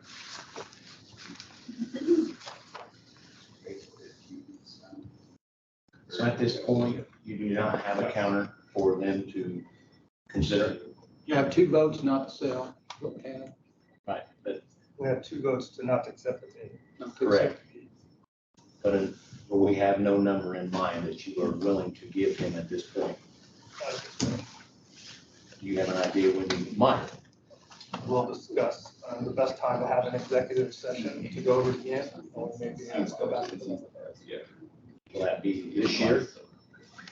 Let's talk to them and the council and see what their schedule is to be able to sit down and have an executive session. Thank you. Thank you. Mr. Floyd. Probably next year, won't it? Have to have 10 days to advertise. Sounds like it's Money's always the best money. Did I say something? Yeah, I man. think you made a mistake. I'll be straight up. I know Bryan done all he can do. It's been advertised, it's been put out, he's done everything he could do to get you every nickel he can get you. Absolutely. So, It's But not an I, indictment. myself, I think you made a big mistake. In no way is it an indictment. No, I know, like that's right. I think It's about what the best use is going you forward. keep kicking stuff back on himself. And this thing's still gonna be a hit back on county general. Well, how much, that's what I'm asking, that's what I was asking, how much is really gonna be kicked back on county general? Well, it's another building. It's Okay, still gonna have maintenance, utilities, still gonna have to take care of, if you wanna remodel it, where's that money coming from? Okay, so what's the This is difference what gonna I'm- be, what's the difference gonna be if EMA goes and gets a building from TIP? You're Well, still gonna have maintenance, you're still gonna have all of those things that you were just talking about. myself, I won't vote for him to have an office and stuff. Okay. I will vote for him to have storage stuff. Sure. I think we still need to stay consolidated where we're at. I think there's enough room Out where? out at the annex. If he gets his stuff out, I believe there's enough room for everybody to get along and everything go good. Sure. That's just, this is my opinion. No, I understand that. You see what, you No, understand? I completely Because understand. we, you know, keep adding stuff and it's down the road. It still has to have maintenance. It still has to be remodeled, you know, things like that. We're trying to consolidate. From that's my opinion. We need to consolidate as tight as we can. We're almost 800,000 over recommendations in county general next year, Jan. I don't have the budget order yet. Pardon? I don't have the budget order yet to tell you if they approved what we submitted or not. Yeah, it's been approved, hasn't it? 1782. Oh, Gave okay. us those numbers. Okay, next thing up, we have the elevator modernization quotes, bids, yes, or quotes, from Mid-America Elevator Company out of Indianapolis, to completely refurbish our elevator, bring it up to date in all codes. Their number is $99,775. The other quote came from Otis Elevator, and it was a broad scope, $125,000 to $140,000. Didn't pinpoint an exact number, which they also require 50% down upon signing of the quote. Patty and I did meet with both companies and they kind of went through it with us. I know Mid-America Elevator, being the lower quote, did include battery backup to lower the elevator in case electric went off and someone was in it. In one of the doors, I believe the lower lobby door does not need to be replaced because it was, it's a lot newer door than the other three. So this is a item that's a long ways out to get parts, and so we thought the ARPA board did put money Correct. toward a project here in the courthouse.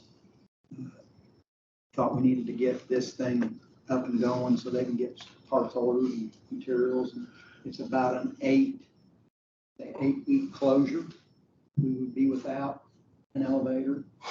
So we're also going to have to put in a chair lift on a couple of flights of stairs to help us for that, which I think would stay in use even after the fact. Yeah, that's an asset. Fire, when we can't use the elevator for fires, just having backup would be great for our citizens and our employees. Your thoughts on this, if you need to look at these, I don't know. Okay. Thought they were passed around. Again, Mid-America was $99,775. And Otis, who has been doing our elevator work, gave us a range of $125 to $140, so wouldn't pinpoint anything down for us. I looked at both quotes. I think Mid-America is the way to go on that. I think they will provide everything that we need, and just makes me feel uncomfortable when we don't have an exact number like what we did from Otis. They didn't give us an exact number. And they came twice. Patty and I met with them twice.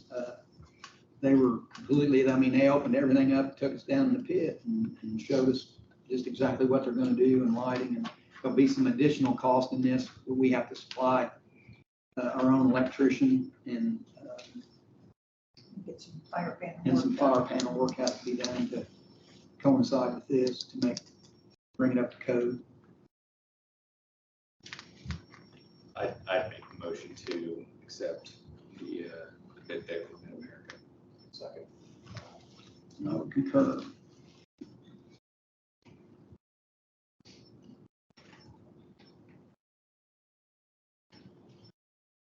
So looking forward that, I think. Kenny or Deanna's the head of the Heart That voted to Broadband Council specifically appropriate for that. Yes. That's my intention. That the stair lift, and then we can see what's left available for the heat and air conditioning.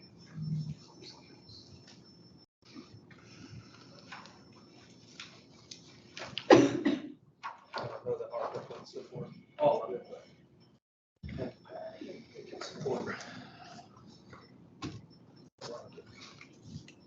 Okay, the next item I'm gonna move to the bottom.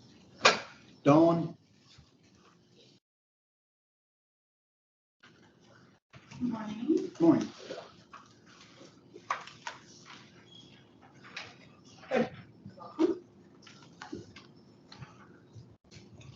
I appreciate you putting me on the agenda, gentlemen. Today, I just wanted to give you a brief, quick review regarding the Greensburg Decatur County Chamber of Commerce. We are a county-wide organization supporting all of the businesses in and around Decatur County. And I say around because we also support the businesses who do business in Decatur County.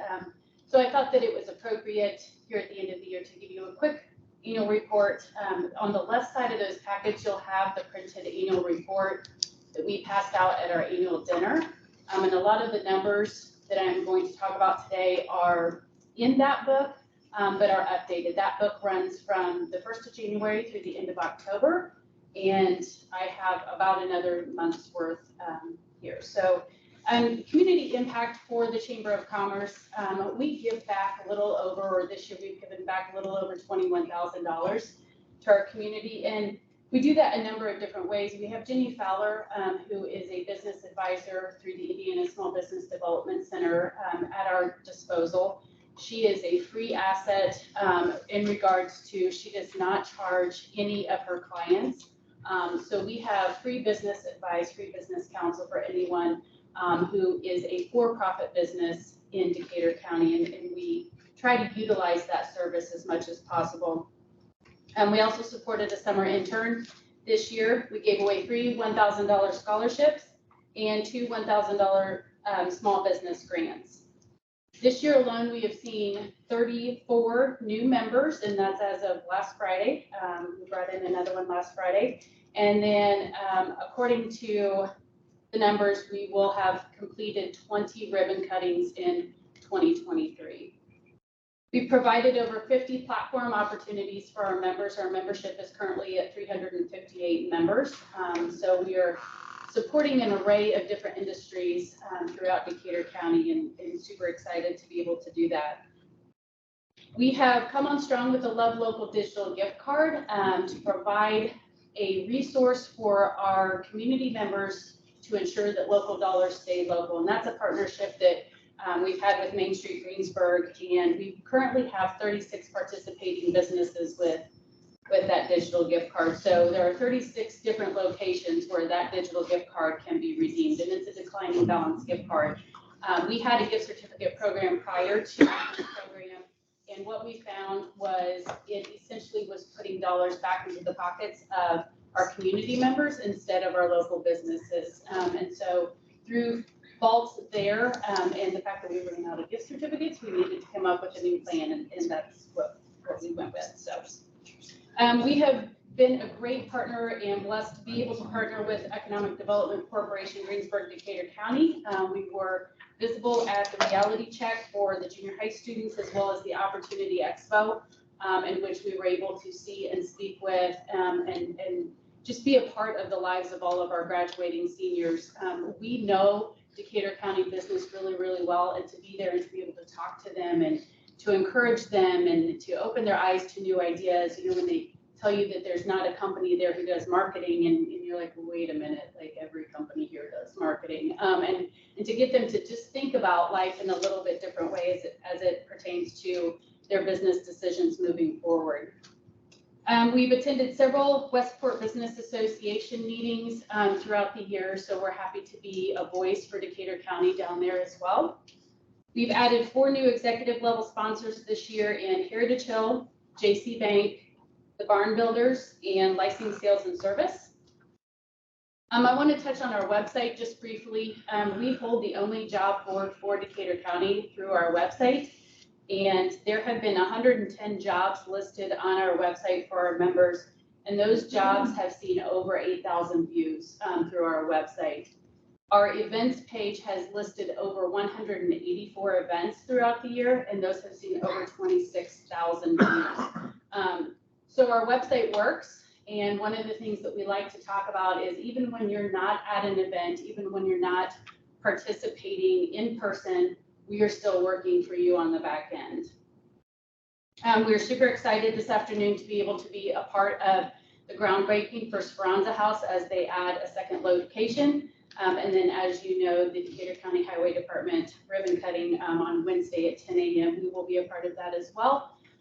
And then I look forward to announcing a ribbon cutting here at the latter end of this week for the first of 2024 to provide our support for Culver's coming to Greensburg. So I just wanted to give you a brief update on some of the things that we've been doing. Thank you for your continued support of the chamber. And if you have any questions, I'd entertain those at this time. Dawn, I can't say enough for what you've done for the chamber. You are a fantastic asset to Decatur County.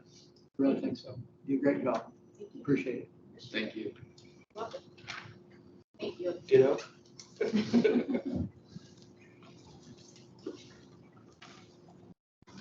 Next up, we have the YMCA grant.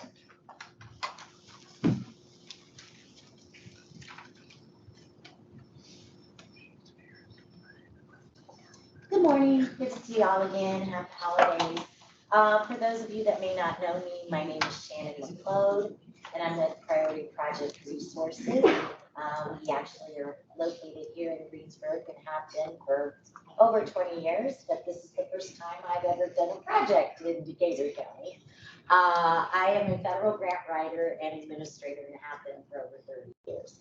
As you might know, a couple months back, Diane had come to me and indicated that the original portion of the YMCA building was in need of a new roof. And we're not just talking shingles, we're talking a complete restructural rebuild. In turn, the cost to do that exceeded they were almost $1 million. So Diane came to me and asked if there was any potential grants out there to help with this. I indicated to her that there was a program through the Indiana Office of Community and Rural Affairs, commonly referred to as OCRA. They have a public facilities program, which is a $500,000 grant. We came to you a few months ago and requested your support in sponsoring that grant application, and you graciously did so. As part of the grant process, we were required to conduct 2 public hearings. We did one back in October, and this in turn would fulfill our second public hearing requirement. That the project is pretty straightforward. We're putting a new roof on the YMCA. We will be requesting a $500,000 grant. The YMCA will be supplying the entire local match of $500,000. So there is no money that would be requested from the county to put in with the project. Our application goes in December 22nd, which is this Friday, and we should know where we stand by early February.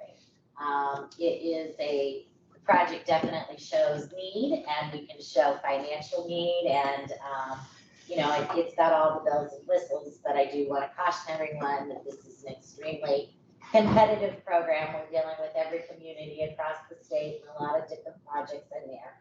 It is an all or none type of situation, so we will either get the entire amount or we will not. In the event that we did not, we may consider trying to re-pursue depending upon what the grant scores were. But we are hopeful that we will be successful and we can finally put an end to Diane's concerns about that brook area out there. With that, I would open it for anybody who has any questions. I'd be happy to address. By the crowd. You say the grant application is for $500,000, It is.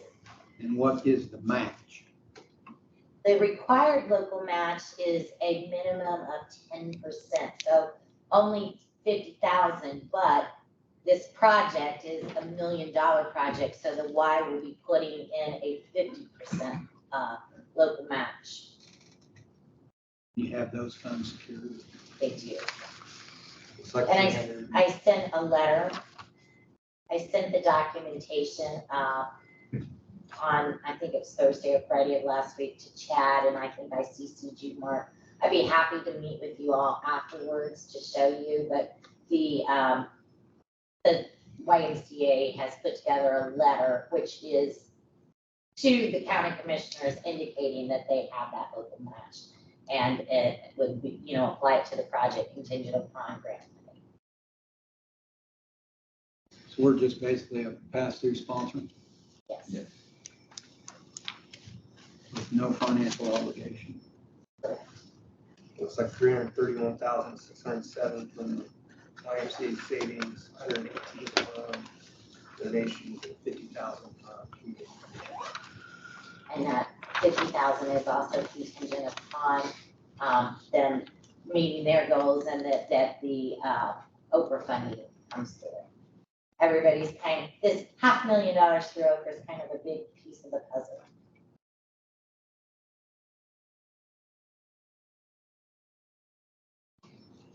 I support the project.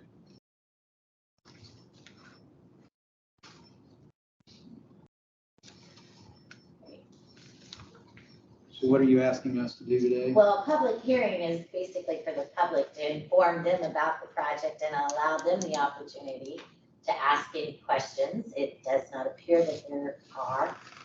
So that portion of the thing is resolved. What I would need for you to do is sign the resolution authorizing the application submission and local match commitment. And that's basically what it's stating, is that you as the grantee are authorized to prepare and submit the grant application.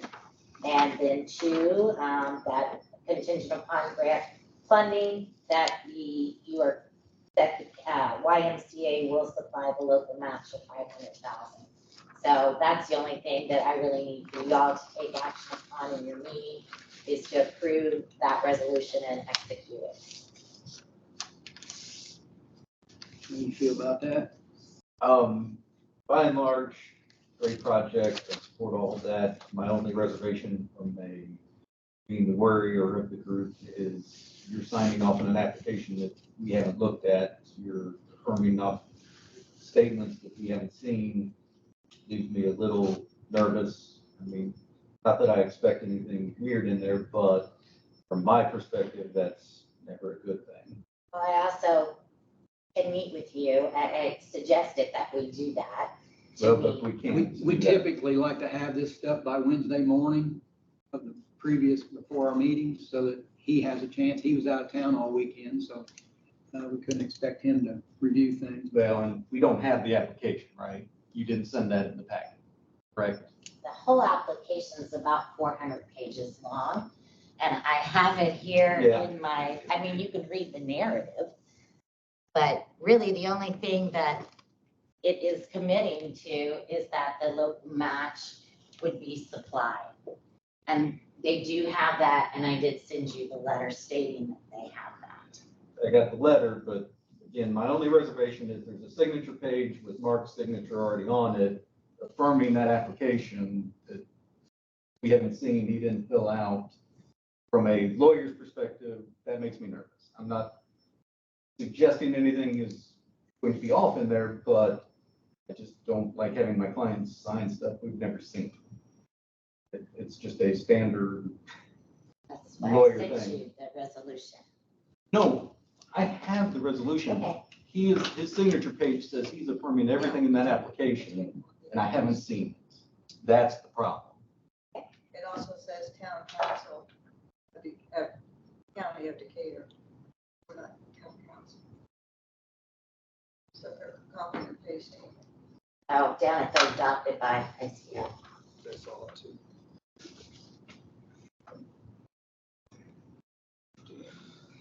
No, I am supporting the project. I just don't like my name on something I haven't seen or something personally. If we get you the documents, then would you be willing to sign it this week? What about you? Can you, yeah, I was gonna say, can you do that contingent upon review? Because I'm happy to meet with you. Unfortunately, these things kind of come together. Everybody knows the deadline and it has been coming together in pieces, but I really would love to sit down and meet with you. I know Jeremy attended the site visit and was able to get a little bit of information, but I'd be happy to meet with you anytime that you have time available to review. Well, and so legally, they can't meet with you separate without notice, so that ship has sailed, but if you want to leave me that, I will, I don't expect it to need a full review, but I'd like to see what is being attributed to Mark's name before we sign off. So it's just a simple, I need to see it. Well, can we make a resolution? Can we do it contingent upon you reviewing the application? I mean, This application has to be submitted on December 22nd, which is Friday. I understand.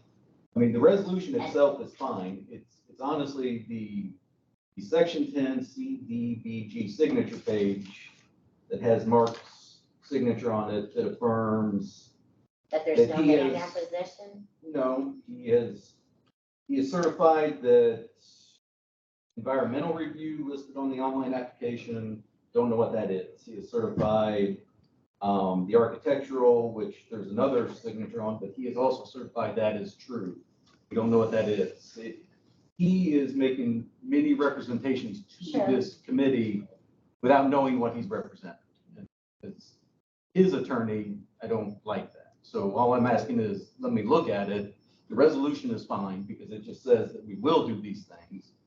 But until the actual signatures are approved, that's my struggle.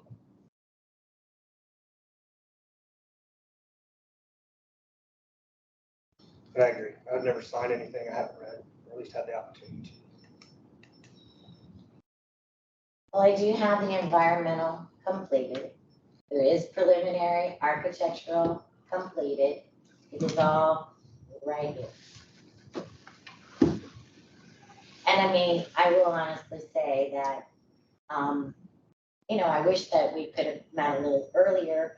I was trying to keep you as the grantee.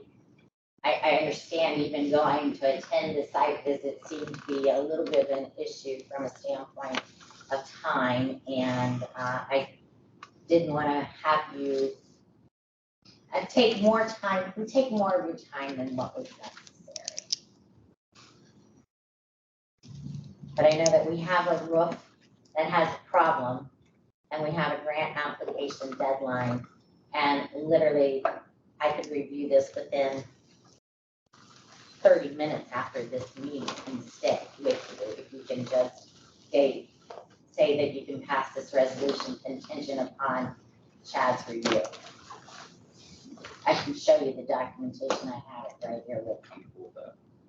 I mean, not her meeting that is after the meeting, no. Her giving me the documentation and me approving subject to review. Yeah. That's fine. So can we make the motion to approve subject to review of the form? My recommendation is approve the resolution as written and signed. And then contingently authorize Mark's signature on the application and the legal review. Signature, Mr. Forrest. You okay with that one? I'd make that one. Second. Okay. Thank you.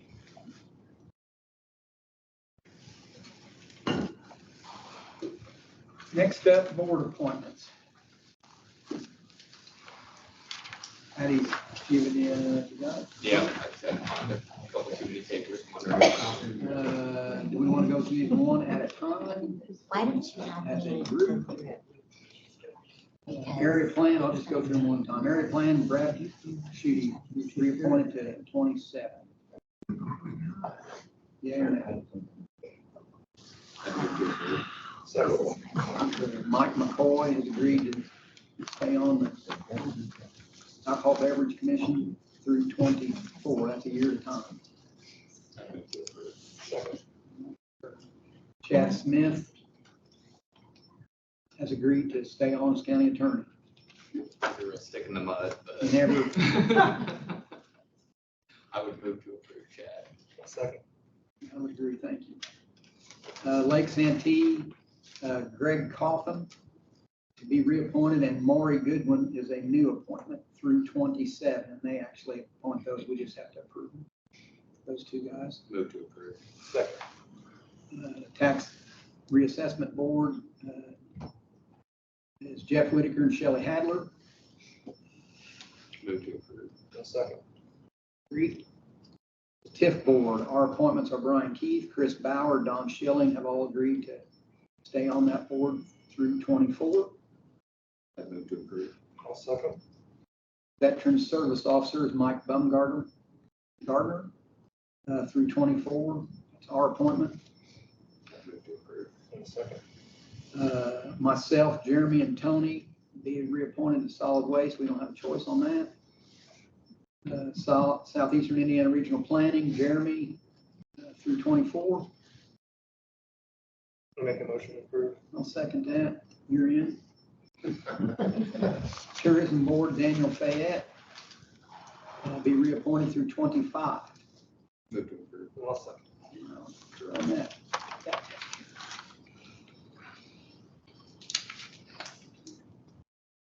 Next up, we have the holiday schedule.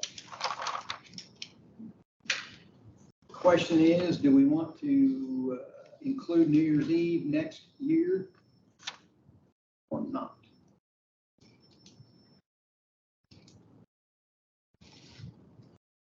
And solar eclipse was traded for Columbus Day, and there will be no Juneteenth off in this courthouse. Yeah, we confirmed, Chad had confirmed that there are no issues as far as the clerk's office goes for being able to be open to receive money, that they're able to comply with all of their statutory obligations on that day. So we want to include New Year's Eve? Yeah, I'll make the motion to include New Year's Eve in the holiday schedule. Spoke to the sheriff briefly about that. He's gonna find a way to make sure the deputy is compensated also, since they don't follow ours at his discretion. So is your motion then for B? B. Holiday schedule B? Correct, holiday schedule B to include New Year's Eve. I'd second that motion. And I would concur.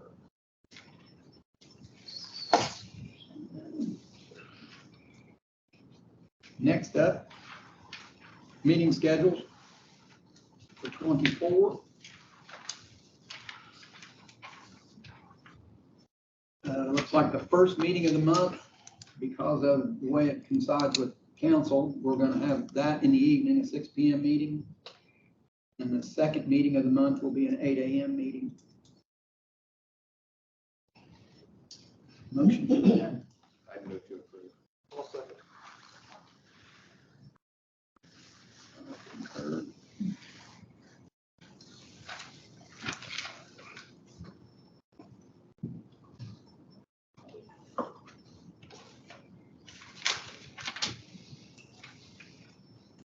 And the last thing on the agenda is president election for next year's commissioner president. You willing to go for another year, Mark? I have to. I make the motion that Mr. Coors for me as the commissioner. I second that. I'll remember that. Thank you for your confidence. Be careful opening my Christmas present. Don't look for it. Under topics, I asked Patty to put this on her county vehicle logos. I think anybody that's driving a county-owned vehicle needs to have a county vehicle logo on that vehicle. What's your thoughts, fellas? Yeah, there's a reason that we got the new logos. And that way, if anybody is out doing county business, they know where the vehicle is when they're going out there. So yes, I would agree. And we had already gotten bids for the logos on the vehicles, so that's already there. Size and scope of that requirement? Think about sheriff's department. No, dollars or sheriff's department as far It's on the as, other hand.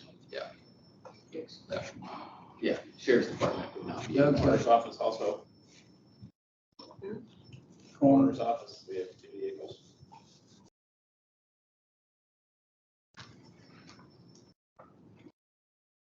Is there something in there about public safety vehicles? That they have their own logo? Like sheriff's department? Yeah. That'd be highway department? As well, And all yours are logoed, right, now? yeah. They're moving those to the new logo, or are they gonna remain with the logo they had? I think as you turn over, go to the new logo. As you You turn trade, as you trade vehicles, you go to the actual county's logo. When you get new vehicles. you've seen that, no? Yeah, I did. What about court services? 'Cause we bought our own vehicles. But Is it titled, how's it titled? Court services, Decatur County Court Services, and then we have one unmarked one. But it's not titled to commissioners. No, they're, I don't know, the county, PI bought them, but I don't know who they're titled to. I think the county commissioners, I'll double check that. If they're titled to county commissioners, we'd like for them to be logoed. IT has a vehicle, but I don't think they use it. I've been meaning to reach out to them because there's no reason for us to pay for a vehicle that sits and it's not used. I think it leaks water really bad in the area where they would transfer and store electrical equipment, so they haven't been utilizing it. So ask about getting that off our list.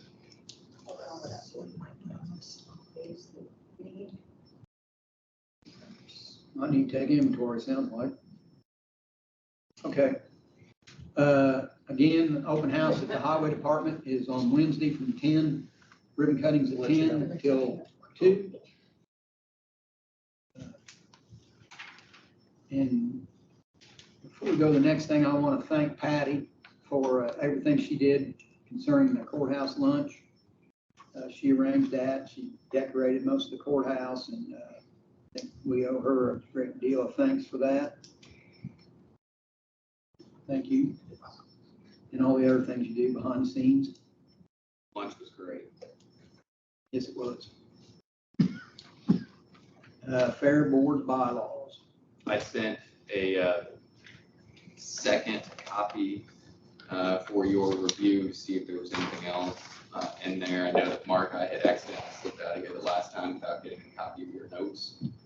So I didn't know if you had any editorial remarks. Highlighted something and I thought I had it with me and I don't. I'll just email it to you. That's fine. The amendments that are in there reflected some input that I had received from some other individuals as well. Consulted that have an interest in the fair. And some of the comments that I had received from you gentlemen at the last meeting we discussed this. So feel free to send me over any remarks. If you're sending them over in the Word document, I would just ask that you highlight it so that I can actually find it instead of reading the entire thing to find the 2 or 3 sentences that you chose. Got it.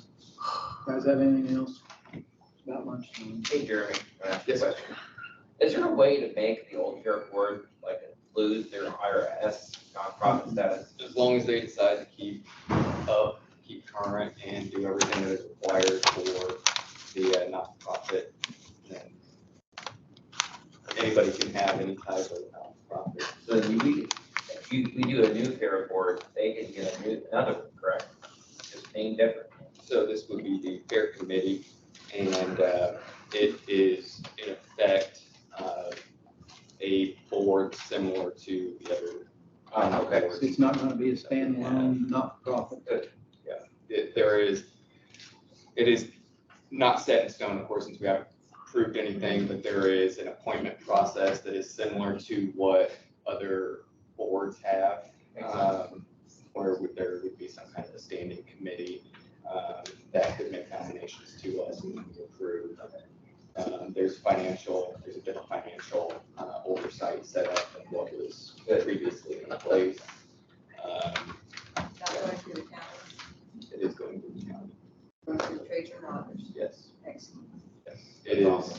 Yeah, it's oversight. It, looking at the model that we have used since the commissioners have taken it over, I wanted to stick with kind of that framework and encompassing some other aspects from my experience, being in 4-H and drawing from experience of other people that have been in 4-H. So I tried to mesh the two together, but really holding on to some of the things that have worked so well over the last couple of years. I just want to follow up solar eclipse event funding. I believe there's a resolution to be in front of council tomorrow to fund that through the Decatur County Fund. Is that correct? No, I didn't, I see it's on there, but I've never seen any resolution. I haven't seen any resolution. Did you get a hold of Chris Terry? Do I? Did you get a hold of Chris Terry, or is he gonna? No, we haven't voted on it yet. I don't have resolutions drawn up till we voted on the funding. We talked last meeting about trying to fund that. You, me, and Janet spoke that you guys are going to draw a resolution to vote this month on funding that through Decatur County.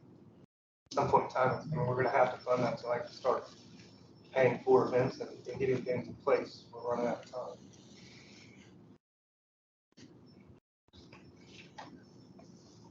Well, we haven't voted on anything. I mean, I don't spend money on a lawyer till the council has voted on it. Gonna do it, you understand what I mean? As commissioners, can we move forward with a budget on that so I can move forward with all actually trying to reserve and. I mean, it's on our agenda tomorrow, which it'll get voted on. But will I have to wait to do anything until the next council meeting for a resolution to be voted on? Now, well, tomorrow's meeting, it comes up, if you got a budget stuff put together, so we know what you're gonna spend, what you're gonna spend it on, and how much.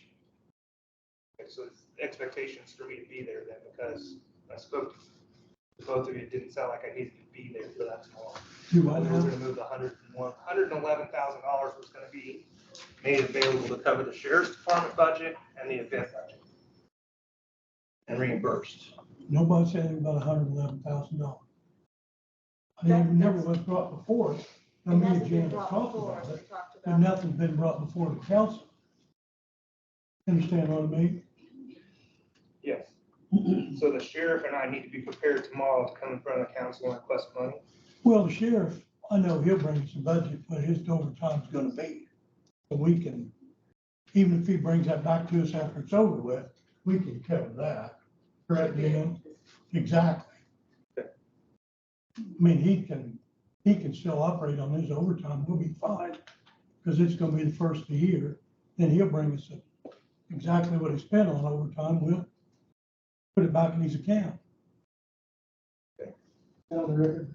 Wow. Pardon, sir? It's recorded. It will be.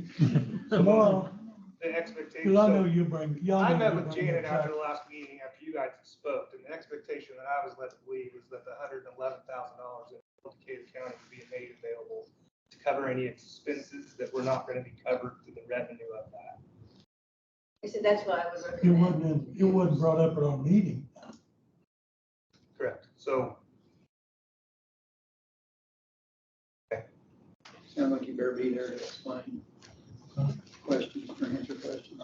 Because the commissioners aren't in a position to approve that budget like we talked about for 3 and 4 meetings ago. It has to go through the council. They handle the money. Even our funds. We have a fair fund. That's in our They still budget. approve the budget. Yeah, they still have to approve. Used for. The fair committee budget line that we have for 24, all that spending has to go through that. It was approved. Well, it was approved by them for the fair, but this isn't the fair.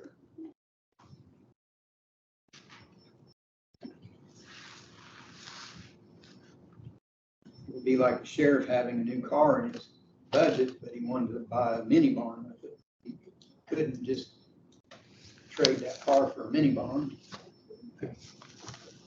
We've been He might discussing try. this for 3 months, so it's new information for me, I guess.